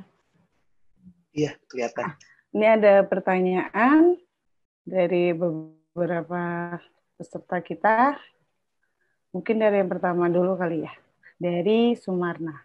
Di sini beliau menanyakan pemanfaatan AI yang begitu luas, mau tidak mau, suka tidak suka, terus menyingkirkan fungsi atau campur tangan dan pekerjaan dari manusia. Jadi hal ini sudah banyak terjadi di banyak belahan dunia, kayak jalan tol, terbang, dan lain-lain. Jadi memacu pengurangan tenaga kerja yang tidak sedikit jumlahnya. Apakah ada batasan pengembangan AI agar manusia tetap mempunyai pekerjaan? Ini nggak ditujukan buat siapa, mungkin boleh dari sisi Mas Devin gimana, dari sisi Bu Dewi seperti apa? Silakan. Ibu dulu atau baru saya? Boleh, Mas Devin dulu. Oke, thank you Ibu. Kalau dari point of view saya, kebetulan saya banyak bekerja di bantuin industri tersebut nih, teller bank, kemudian financial institution. Yang dilakukan sama teknologi kita bukan menggantikan orang, tapi lebih ke empowering orang itu. Misalkan kalau teller bank dulu cuma bisa ngelakuin atau customer service di bank, satu waktu hanya satu kartu KTP yang bisa diinput sama dia. Sekarang karena begitu dia scan KTP-nya udah masuk, dia tinggal verify. Yang tadinya 5 menit jadi sekitar 2 menit. Kan efisiensi. Tidak digantikan sama komputer, karena masih ada hal yang harus diverifikasi. Lihat ini benar atau enggak, sesuai atau belum, dan seterusnya. Jadi beberapa kerjaan yang sangat yang apa namanya kayak tapping di gerbang tol tuh mungkin udah bakal ada yang terganti. Tapi secara umum AI itu sendiri yang saya pahami memang membantu manusia untuk bekerja lebih efisien, tapi tidak berarti serta-merta menggantikan peran manusia untuk mengambil keputusan, karena pada akhirnya yang memutuskan tetap manusianya gitu. Tapi untuk bisa mengambil keputusan lebih cepat akan dibantu sama teknologi AI ini. Menurut saya sih lebih kurang seperti itu. Terima kasih. Kalau dari Ibu Dewi? Oke, jadi gini, kalau menurut pendapat saya ya, memang dengan adanya artificial intelligence, kita itu tidak bisa menolak teknologi. Ya, itu memang dari perjalanan sejarahnya ya, sejak teknologi pertama mungkin telepon diciptakan ya, dari telepon, internet dan sebagainya. Kita itu hanya bisa ya berdampingan, beradaptasi dengan teknologi seperti itu. Sehingga dengan AI, apalagi era Industrial Revolution 4.0 ini ya, memang akan ada bidang-bidang yang replace. Memang itulah tujuannya revolusi industri 4.0 ya. Jadi bidang-bidang yang tidak membutuhkan keterampilan, kreativitas ya, tidak membutuhkan kreativitas. Jadi hanya operasional aja, seperti contohnya kan kasir. Kita udah tahu ya, Amazon nggak punya ya, kasir itu udah digantikan dengan AI seperti itu.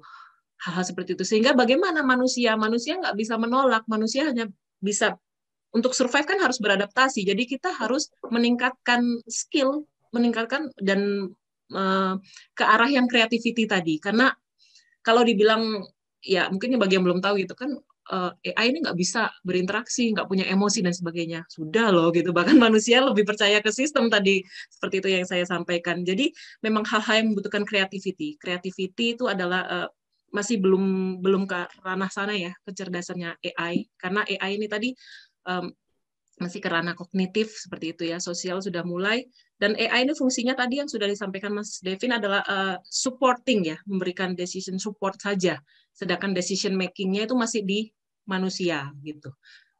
Walaupun sebenarnya AI ya lebih akurat bahkan bisa dikatakan dibanding manusia, tetapi tetap diposisikan seperti itu. Untuk bisa bertahan, beradaptasi ya kita harus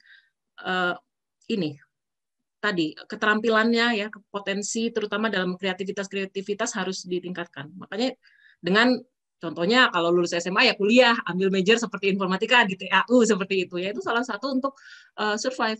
Karena ya kalau tidak memang kalau di dalam artificial intelligence sendiri saya mengajarkan ke mahasiswa saya itu, kalau kita tidak memanfaatkan fitur kemampuan gitu ya, itu maka kemampuan itu akan punah. Itu udah prinsipnya seleksi alam ya, adaptasi itu seperti itu.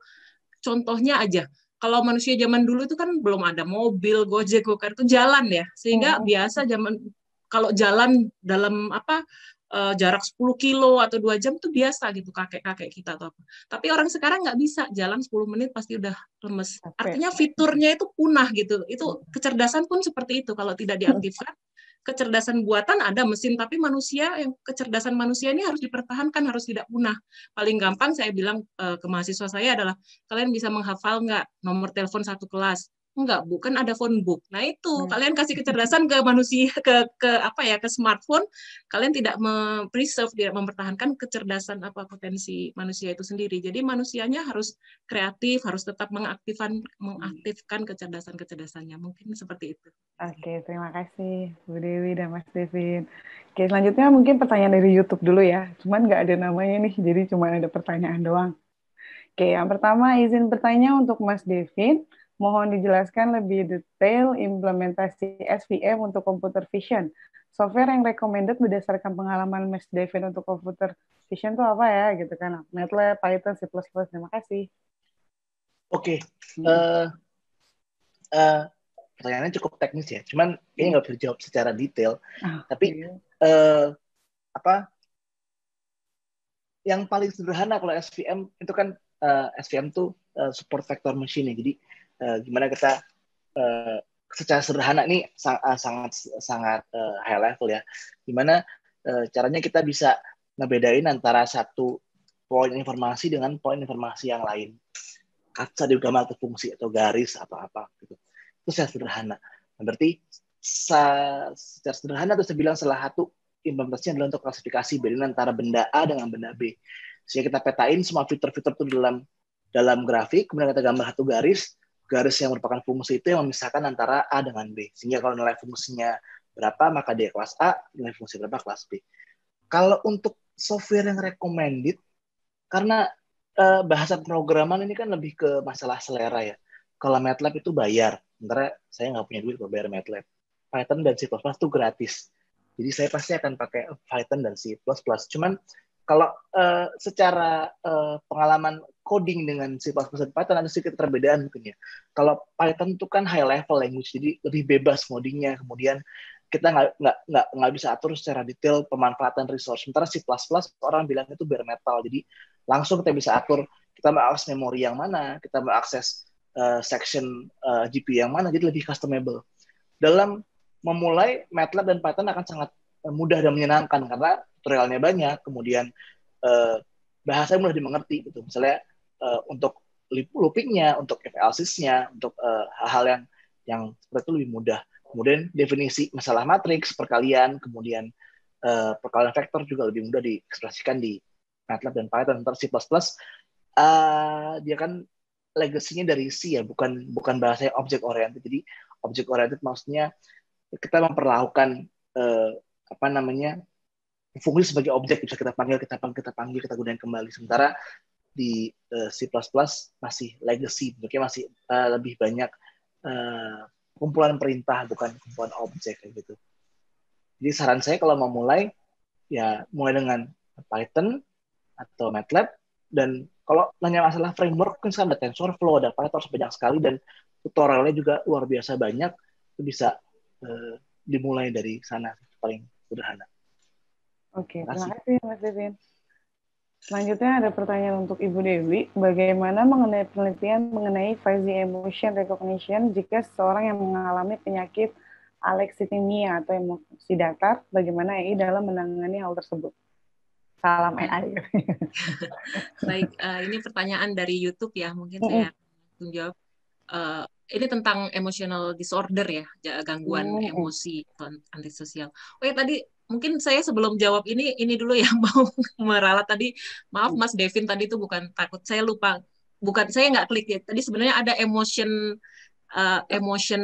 mix emotion penjelasannya menurut Pucik. Jadi gabungan antara fear and disgust itu disebut shame atau malu. Jadi Mas Devin ini benar nggak Mas, pemalu ya, agak malu-malu gitu ya. Maaf, jadi saya bukan takut ya. Bukan pemalu ya Bu. Malu-maluin ya. Oke, jadi tadi mungkin saya balik lagi cerita ke riset saya bahwa ini adalah riset interdisipliner antara computer science ya, artificial intelligence dengan psikologi ya, bidang psikologi emosi. Jadi memang dalam prosesnya pun saya memiliki pembimbing gitu dari psikolog ya. Beliau adalah psikolog, bidang fokusnya adalah emosi, dan memang waktu itu kan waktu menggali ada kebutuhan apa sih di psikologi emosi ini. Jadi ternyata di psikologi, dalam dunia psikologi itu ada banyak disorder ya, emotional disorder, diantaranya namanya alexithymia. Alexithymia ini adalah gangguan emosi yang berupa ketidakmampuan seseorang menyampaikan ya ataupun mengenali emosi orang lain. Mungkin kita sering temui ya di masyarakat orang yang datar aja gitu. Datar gitu ya. Nah, seperti itu alexithymia. Selain dia tidak bisa berekspresi seperti normalnya orang, dia juga tidak bisa mengenali ekspresi orang. Orang ini marah atau kadang ini namanya disorder ya, itu kan menjadi kendala kan, karena dalam berkomunikasi itu ya sering menjadi seperti antisosial gitu, tidak bisa diterima di masyarakat. Selain itu ada lagi sindrom Asperger. Asperger itu juga tidak bisa mengenali common value ya, nilai-nilai umum yang berlaku di masyarakat seperti itu. Memang penelitian saya ini adalah berangkat dari adanya problem-problem seperti itu, sehingga psikolog ini, Ibu Dian Orisa, mengatakan bisa nggak sih kecerdasan buatan itu membantu para penderita sindrom ini gitu ya. Jadi kan kalau misalnya dia kesulitan mengenali ekspresi orang kan, misalnya pakai HP aja tinggal gitu, oh ini marah gitu, oh ini takut atau apa. Memang itu adalah gangguan ya buat kita, mungkin itu sesuatu nggak make sense, masa sih nggak bisa kenal, karena kecerdasan emosi itu buat manusia itu kan natural aja, dari kecil kita bisa kenal emosi. Padahal ada yang mengalami gangguan itu gitu. Dan bagi manusia sesuatu itu yang gampang, tetapi bagi mesin nih, bagi kecerdasan buatan itu luar biasa. Tadi kalau dilihat kompleksitas framework-nya ya itu susah mengajari mesin mengenali emosinya manusia karena emosi itu adalah isyaratnya nonverbal, nggak tersampaikan gitu kan. Cuma dari ya tadi geometrinya aja, geometri bentuk-bentuk wajahnya tadi ada yang mengkerut dan dari situlah akhirnya nangkepnya. Artinya memang arahnya aplikasi ini akan digunakan membantu ini ya yang mengalami emotional disorder. Selain itu juga pengembangan dari psikolog itu juga menginginkan seperti ini. Sekarang itu banyak ya, banyak yang mengalami emotional disorder ya. Ada banyak spektrumnya seperti autis, Asperger, alexithymia dan sebagainya yang membutuhkan uh, artificial intelligence solution ya untuk itu gitu. Banyak juga yang tidak mau menjangkau psikolog gitu karena malu kan, ingin tetap anonim dan sebagainya. Nah, waktu itu pernah diskusi sama pembimbing psikolog saya untuk membuat aplikasi ini tuh bisa web based gitu. Sehingga kan ada orang yang malu dia pengen anonim ya, nggak usah diketahui wajahnya, identitasnya, tapi psikolog kan perlu tahu sebenarnya bagaimana sih kondisi emosinya. Jadi yang nggak perlu tampil wajahnya, cuma keterangan emosinya tadi yang dikenali apa itu kan udah bisa tercapture dari sistem itu aja yang disampaikan psikolog. Jadi nyaman dua-duanya ya, tetap anonim, tapi psikolog bisa menangkap emosi. Karena ini tadi emosi dari ekspresi wajah itu adalah jujur, tidak dibuat-buat dibanding kata-kata. Itu benar, itu memang seperti itu gitu. Karena itu pemrosesannya di area otak yang berbeda. Memang makanya kalau investigator gitu polisi itu lebih percaya sama baseline ya, sama emosi dibanding dengan kata-kata. Memang seperti itu. Mungkin seperti itu jawaban dari saya. Iya, emang raut wajah tuh itu nggak bisa bohong gitu ya, Bu. Oke, terima kasih Bu. Selanjutnya ini pertanyaan dari Heru Perwanto. Mas Devin, spek minimal untuk belajar computer vision dan software apa ya? Kalau ada link free download software boleh di-share katanya. Oke, thank you. Terima kasih pertanyaannya. Sekarang udah bener-bener ini ya, apa namanya?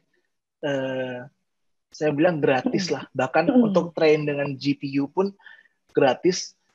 Saya biasanya pakai Google Colab namanya. Google Colab itu adalah kalau kita bilangnya IDE atau semacam antar muka web, dia bisa ngoding itu langsung.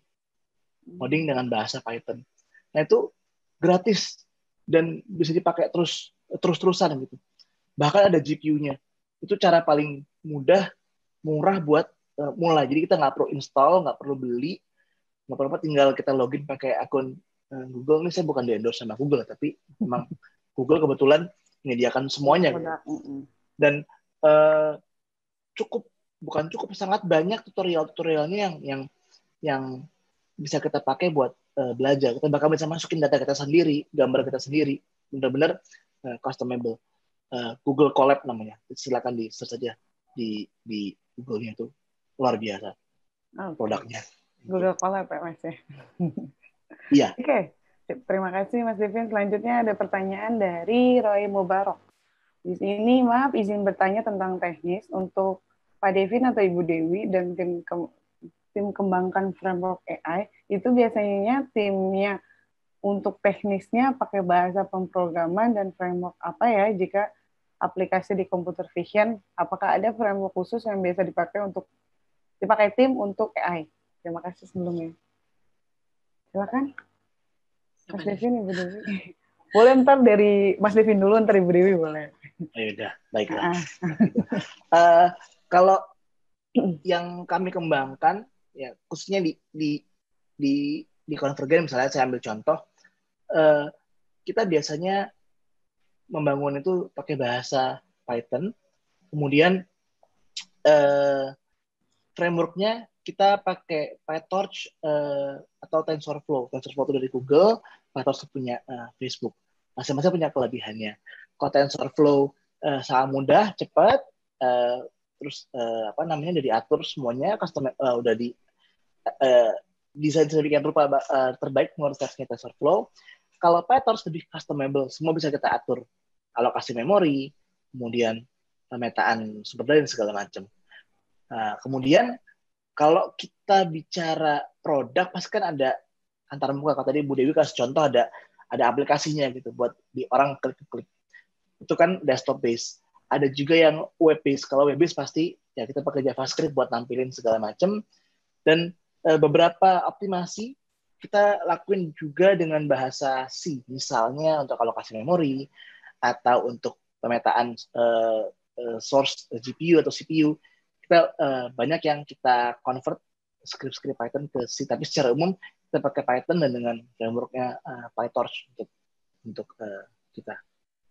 Kalau di research, kemarin saya kebetulan pakai Python dan nggak pakai framework apa-apa karena saya banyak banget custom machine yang saya bikin, jadi framework yang ada kebetulan belum mendukung apa yang saya kerjakan.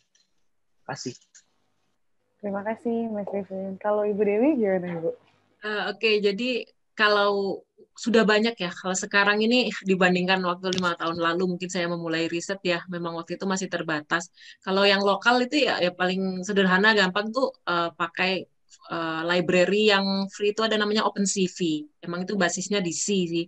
Tapi seperti yang saya lakukan tadi itu kan saya menggunakan MATLAB dengan library OpenCV C, sehingga harus menggunakan C++ juga di dalamnya ya untuk mengkomunikasikan dua platform yang berbeda itu. Itu untuk yang lokal.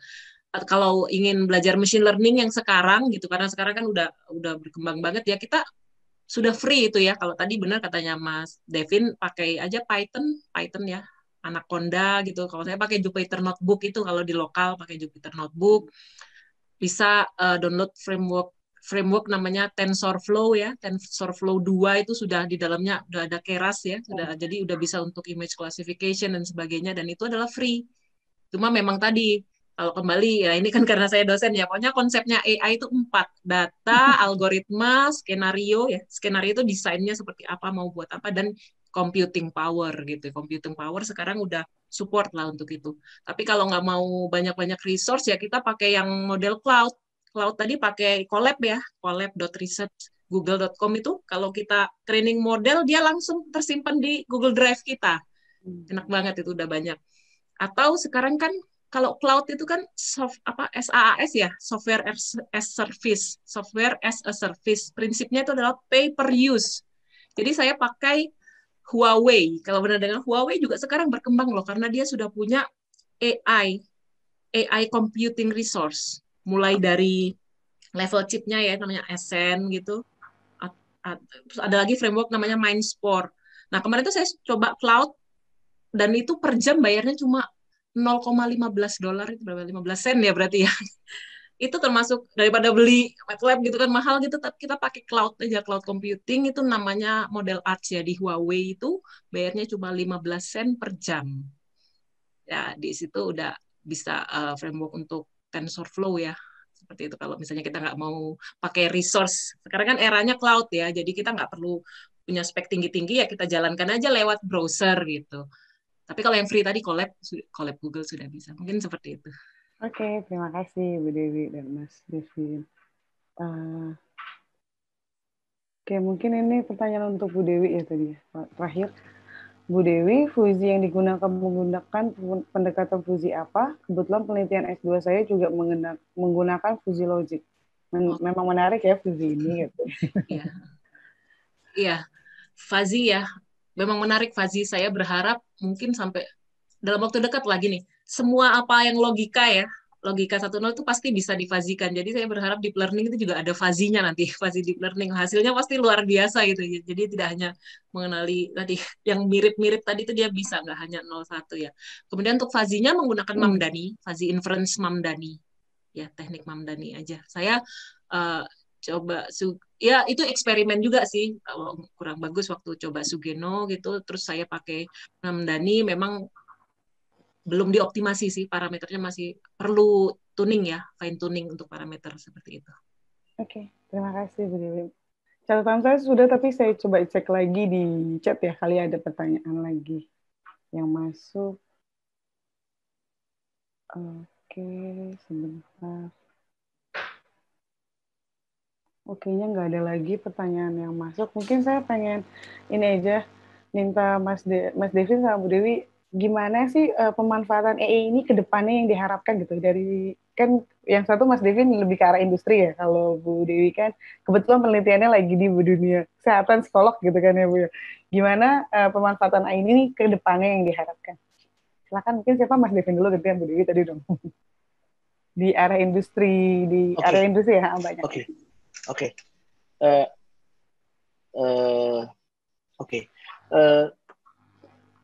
Kalau dari ini ya pengalaman, ternyata juga tadi sedikit tentang apa yang ditanyain. Bagaimana AI? Yang pasti pertama makin banyak task yang bisa kita support buat dibantu untuk diselesaikan. Misalnya yang tadinya kemarin cuma submit KTP untuk difoto, diambil datanya, sekarang kita bisa ambil foto KTP-nya, foto tanda tangannya, kita bisa cocokin dengan tanda tangan aslinya, dengan foto aslinya. Jadi kerjaannya makin kompleks. Meskipun saya pribadi ngelihat untuk benar-benar 100% menggantikan masih jauh lah. Tapi kalau membantu di banyak tugas pasti. Yang kedua, karena di masa PSBB kayak gini gitu ya, orang makin nggak mau ketemu sama orang lain, atau malah kalau ketemu orang dilarang gitu. Orang berlomba-lomba bikin teknologi yang bisa menggantikan proses verifikasi, pengumpulan dokumen, proses misalnya untuk pendaftaran. Akhirnya proses-proses yang kemarin kesannya itu adalah proses yang harus dilakukan dengan orang, sekarang mulai banyak orang berpikir tentang bagaimana melakukan otomasi. Otomasi yang di sini adalah tadi yang Bu Dewi mention, tas yang berulang-ulang, bukan tas yang membutuhkan kreativitas. Kayak pendaftaran kan nggak harus kreatif, gitu, nggak pakai gambar, nggak pakai apa, hanya isi formulir. Yang tadinya manual itu bakal jadi digital, either kita berubah jadi e-form atau formulir itu kita masukin ke sistem, di scan, dibaca sama sistem, dimasuk, dan AI akan berperan mulai dari ngecek dokumen, let's say kita verified dokumen sampai ke masukin itu ke dalam sistem. Jadi makin kompleks pekerjaannya si AI ini, dan yang pasti adaptasinya akan makin tinggi, adopsinya makin tinggi, karena kita ngelihat dari selama ini berjalan dan implementasi teknologi ini, orang belum ada percaya karena masih baru. Mungkin baru 5-10 tahun terakhir ini berkembang pesat, dan sekarang tiba-tiba orang-orang semua bicara AI, dan orang bicara AI, oh ini AI yang sangat bagus. Tapi kayak tadi saya dan Bu Dewi juga mungkin ini domainnya spesifik, domain tertentu akan sangat bagus, tapi domain lain yang nggak punya pengetahuan, dimensi pengetahuan yang lain. Jadi buat domain-domain spesifik seperti tadi saya mention itu akan berkembang jauh lebih pesat dari sebelumnya, dan makin banyak orang mulai percaya dan pakai teknologi untuk membantu pekerjaan mereka sehari-hari. Dan saya seperti itu ya. Terima kasih. Terima kasih Mas Devin. Kalau dari Bu Dewi gimana? Jadi ini ya, AI ke depan ya. Kalau menurut saya ya ke depan itu ya memang eranya AI gitu. Kita masih inisial banget, dan kita ya tertinggal ya dibanding negara yang lead seperti di Amerika maupun Eropa gitu. Tapi kita pasti akan menuju ke sana walaupun waktunya berbeda. Ada 3 yang utama itu. Kalau AI itu adalah computer vision, yang kedua adalah speech recognition ya, speech understanding, dan yang ketiga natural language processing. Sepertinya domainnya itu ya yang akan berkembang. Tetapi di sini saya sendiri karena sebagai researcher, saya ke bidang social intelligence tadi ya, social signal processing, maka yang berkembang ke depan itu adalah teknologi namanya compassion technology ya. Dia masuk ke ranah affective computing gitu. Mungkin saya bisa share ini ya, saya boleh share video kalau masih ada waktu, Mbak Mita. Boleh, masih ada waktu Pak Ibu. Iya, saya akan share video. Jadi kalau ingin tahu future teknologi apa yang AI itu bisa membantu apa gitu. Memang tadi AI kan dikhawatirkan akan replace pekerjaan dan sebagainya. Sebenarnya banyak lah kayak drawback atau kontra dari manusia sendiri terhadap AI. Tapi ke depan AI pun bisa membantu gitu dalam kehidupan, dalam hal kehidupan manusia. Saya mau share video. Ini pernah saya. Ini adalah video dari. Sorry, nggak kedengaran suaranya ya saya. Omnipresent and powerful. Kedengeran nggak ya? Ada suaranya. Iya, ya saya mungkin bisa dilihat Our sama. world is spinning. Technology is omnipresent and powerful. As a human, it feels hard to keep up. Technology extends us, connects us, brings us closer together. It can enrich and unite us. People left by the wayside could be part of the action again. Technology may even become our friend, offering assistance and companionship. But will it spin out of control? What if computers move toward general intelligence, thinking and acting faster than we can? Will we be overwhelmed? Will it take over, leaving us no room for irrational behavior? What happens if technology is in control? Would we want that? Who decides? What is ethical? Are we making the rules? Are we taking responsibility? Or will it be self-learning, steered by values? Would we be able to pull the plug saying this is enough? Or is technology just human nature, our destiny? Ethics and technology, a balancing act. Saya ada ini lagi ya, jadi ini tentang compassion technology ya namanya, mungkin saya percepat. Ini jadi video tentang Dalai Lama ya. Compassion itu kan rasa kasih sayang gitu ya. Ini adalah pemanfaatan AI yang dinamakan compassion technology. Jadi anak ini tuh sejak lahir itu nggak punya tangan sama kaki ya. Terus dengan bionic arm ini yang dikendalikan oleh apa ya? Gelombang pikiran ya. Gelombang pikiran tuh ya dia bisa berjalan seperti itu gitu. And Kita lihat sebentar. I'm so honored to be here today. Thank you so much for inviting me. I had a severe disease when I was 15 months old called meningitis septicemia, and they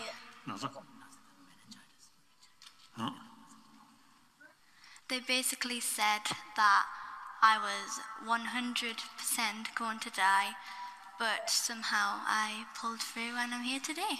Jadi AI bisa membantu apa ya, life expectancy dari ras manusia lah, seperti itu yang. And Tilly, perhaps you can also tell His Holiness about your bionic arms. Ini cerita bionic armnya yang dikendalikan oleh gelombang otak ya. Having these arms, how it changed your life? Well, since losing my hands, I lost them so young, and I can't remember ever having hands, but I always wanted them. So ever since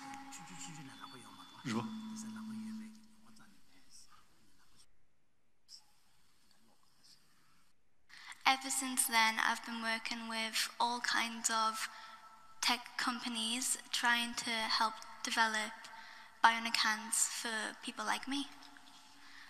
These are from a company I'm working with currently called Open Bionics, and then we're trying to stray away from trying to blend in. We want to embrace the fact that we're unique. We don't mind being different.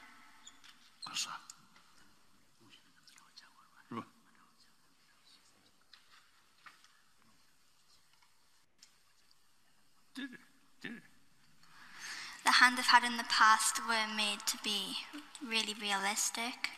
Hold. Can you give His Holiness a hand? Jadi mengendalikan jari-jarinya dari otak ya, sinyal.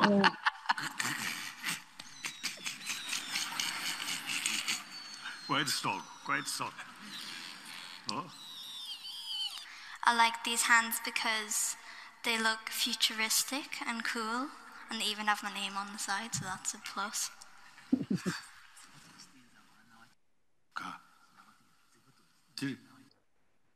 Oke, mungkin ada satu lagi ya Bu Mita, yang ini juga masih, sorry, ini juga sama. Jadi ini AI, computer vision ya, utamanya untuk, nah ini di masa pandemi ini mungkin kalau sudah ada bisa, di Indonesia bisa diterapkan ya. Orang penderita penyakit berat yang tidak bisa meninggalkan tempat tidurnya ke sekolah, jadi dia pakai seperti avatar ini ya. in UK, Jade is sitting, and she's here, so you can talk to her. Ini di Belanda I think we acaranya, should hear her tetapi if she says hi. ini ya di UK yang Hey, Jade. And sorry, Jade. I think we have a really cool introduction video, We do. which Jade just made of herself. So even though dikendalikan we just dengan hear Jade, komputer ya, yang we di also know who is on the sisi other end usernya. of AV1. Dia bisa Can we have menggerakkan the short kepalanya, introduction, yang please? mengikuti gerakan itu dari tab ya. Hello, my name's Jade Gad. I'm 18 years old and I'm speaking to you here from England.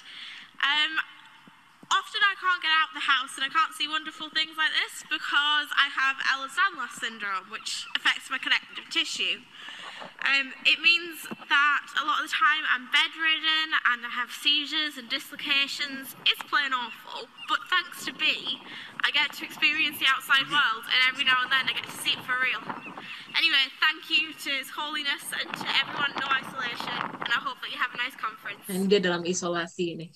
Cocok nih kayaknya di situasi pandemi kalau konvergen bikin gini nih. Normally Jade uses her robot to go to class, to go to the supermarket, to do all the things that she cannot do when she has to stay in bed. And her friends can pick up her robot and bring her around, right? So this is Jade, but in a different wrapping. And Jade can actually move her head.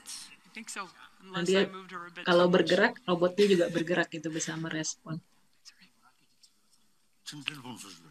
Nah itu bisa noleh kiri, kanan gitu. Yeah, true.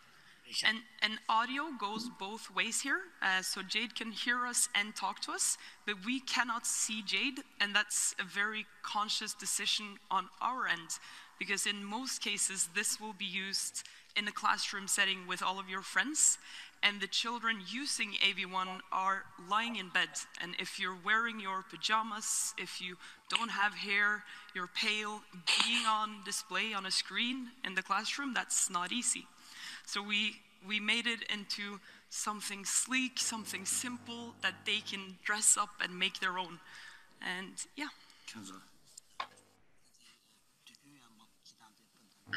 Oke, jadi mungkin itu aja. Ya.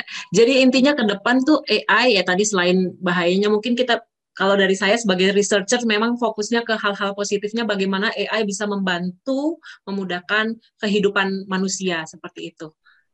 Ya, terima kasih. Oke, terima kasih Bu Dewi dan Mas Devin. Wow, cukup menarik ya hari ini. Jadi kita semakin tahu gitu loh gimana si AI ini dengan computer vision dapat membantu ya, karena mungkin bukan untuk merubah atau menghilangkan human race, tapi membantu dan memudahkan pekerjaan dari umat manusia ini. Oke, terima kasih. Mungkin ada lagi yang ingin bertanya? Kita masih punya waktu. Mungkin boleh raise hand kalau ingin berbicara dengan para pembicara atau nulis di chat. Ada lagi yang ingin bertanya? Para peserta?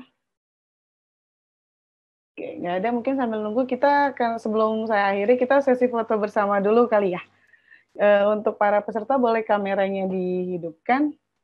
Jadi kita akan foto bersama dulu. Mungkin saya bisa dibantu sama Pak Joni ya Pak ya, bantu saya Pak untuk melakukan sesi foto bersama. Oke. Ya, nanti dengan silakan Bapak. Ari ya. Nah, silakan Ari. Oh, Ari ada Pak? Ada, ya. Oke, silakan Saudara Ari.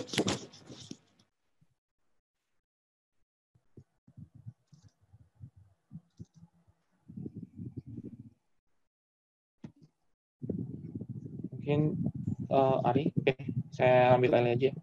Oke, ini ada 4 slide, 5. Senyum saja ya Bapak Ibu ya. 1, slide kedua, slide ketiga, slide keempat, slide kelima. Oh, sebentar. Oke, terima kasih.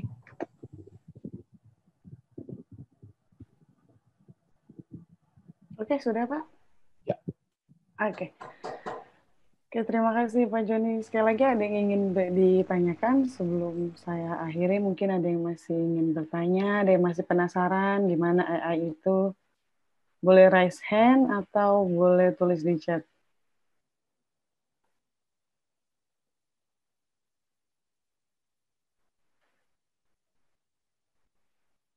Oke, nggak apa-apa yang kameranya masih di lock. Oke, kalau gitu berarti mungkin nggak ada pertanyaan lagi ya.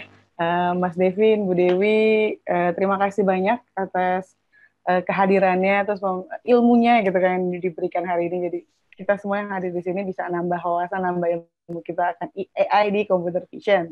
Oke, mungkin ada yang mau disampaikan lagi dari Mas Devin, dari Bu Dewi. Nanti nih Bu Dewi dulu kali baru Devin. Ya, itu mungkin ya tadi kalau yang saya sampaikan adalah kita di era artificial intelligence ini, artificial itu ya buatan, artinya mesin sudah dibuat memiliki kecerdasan, tapi manusia juga jangan lengah ya, jangan kehilangan natural intelligence, karena kecerdasannya mesin itu dibuat berdasar untuk menirukan kecerdasannya manusia. Kalau sekarang kan fenomenanya ya orang sudah bergantung ke AI ya, ke smartphone ya, dan tetapi tidak mengasah tadi ya kreativitas atau kecerdasannya sendiri, padahal potensi atau kemampuan ya, fitur-fitur kalau saya bilang seseorang itu akan punah, bisa punah kalau itu tidak diaktifkan. Jadi supaya bijak ya kita tetap harus meningkatkan kreativitas gitu ya, belajar di informatika TAU seperti itu gitu, biar tetap mempertahankan kecerdasannya. Iya, terima kasih Dewi. Dari Mas Devin? Kalau dari saya udah sedikit banyak disampaikan sama Bu Dewi, benar banget, saya setuju. Memang kecerdasan tuh perlu di-preserve dan perlu diasah terus ya, kalau enggak nanti ya hilang sendiri gitu. Dan karena ini buatan manusia, pasti banyak cacat dan celah. Jadinya ya teknologi yang dibangun ini tujuannya ya semata-mata untuk mempermudah kita. Jadi kalau ternyata sendiri tidak preserve itu kita jaga kecerdasan kita sendiri, kita asah ya pasti juga akan hilang.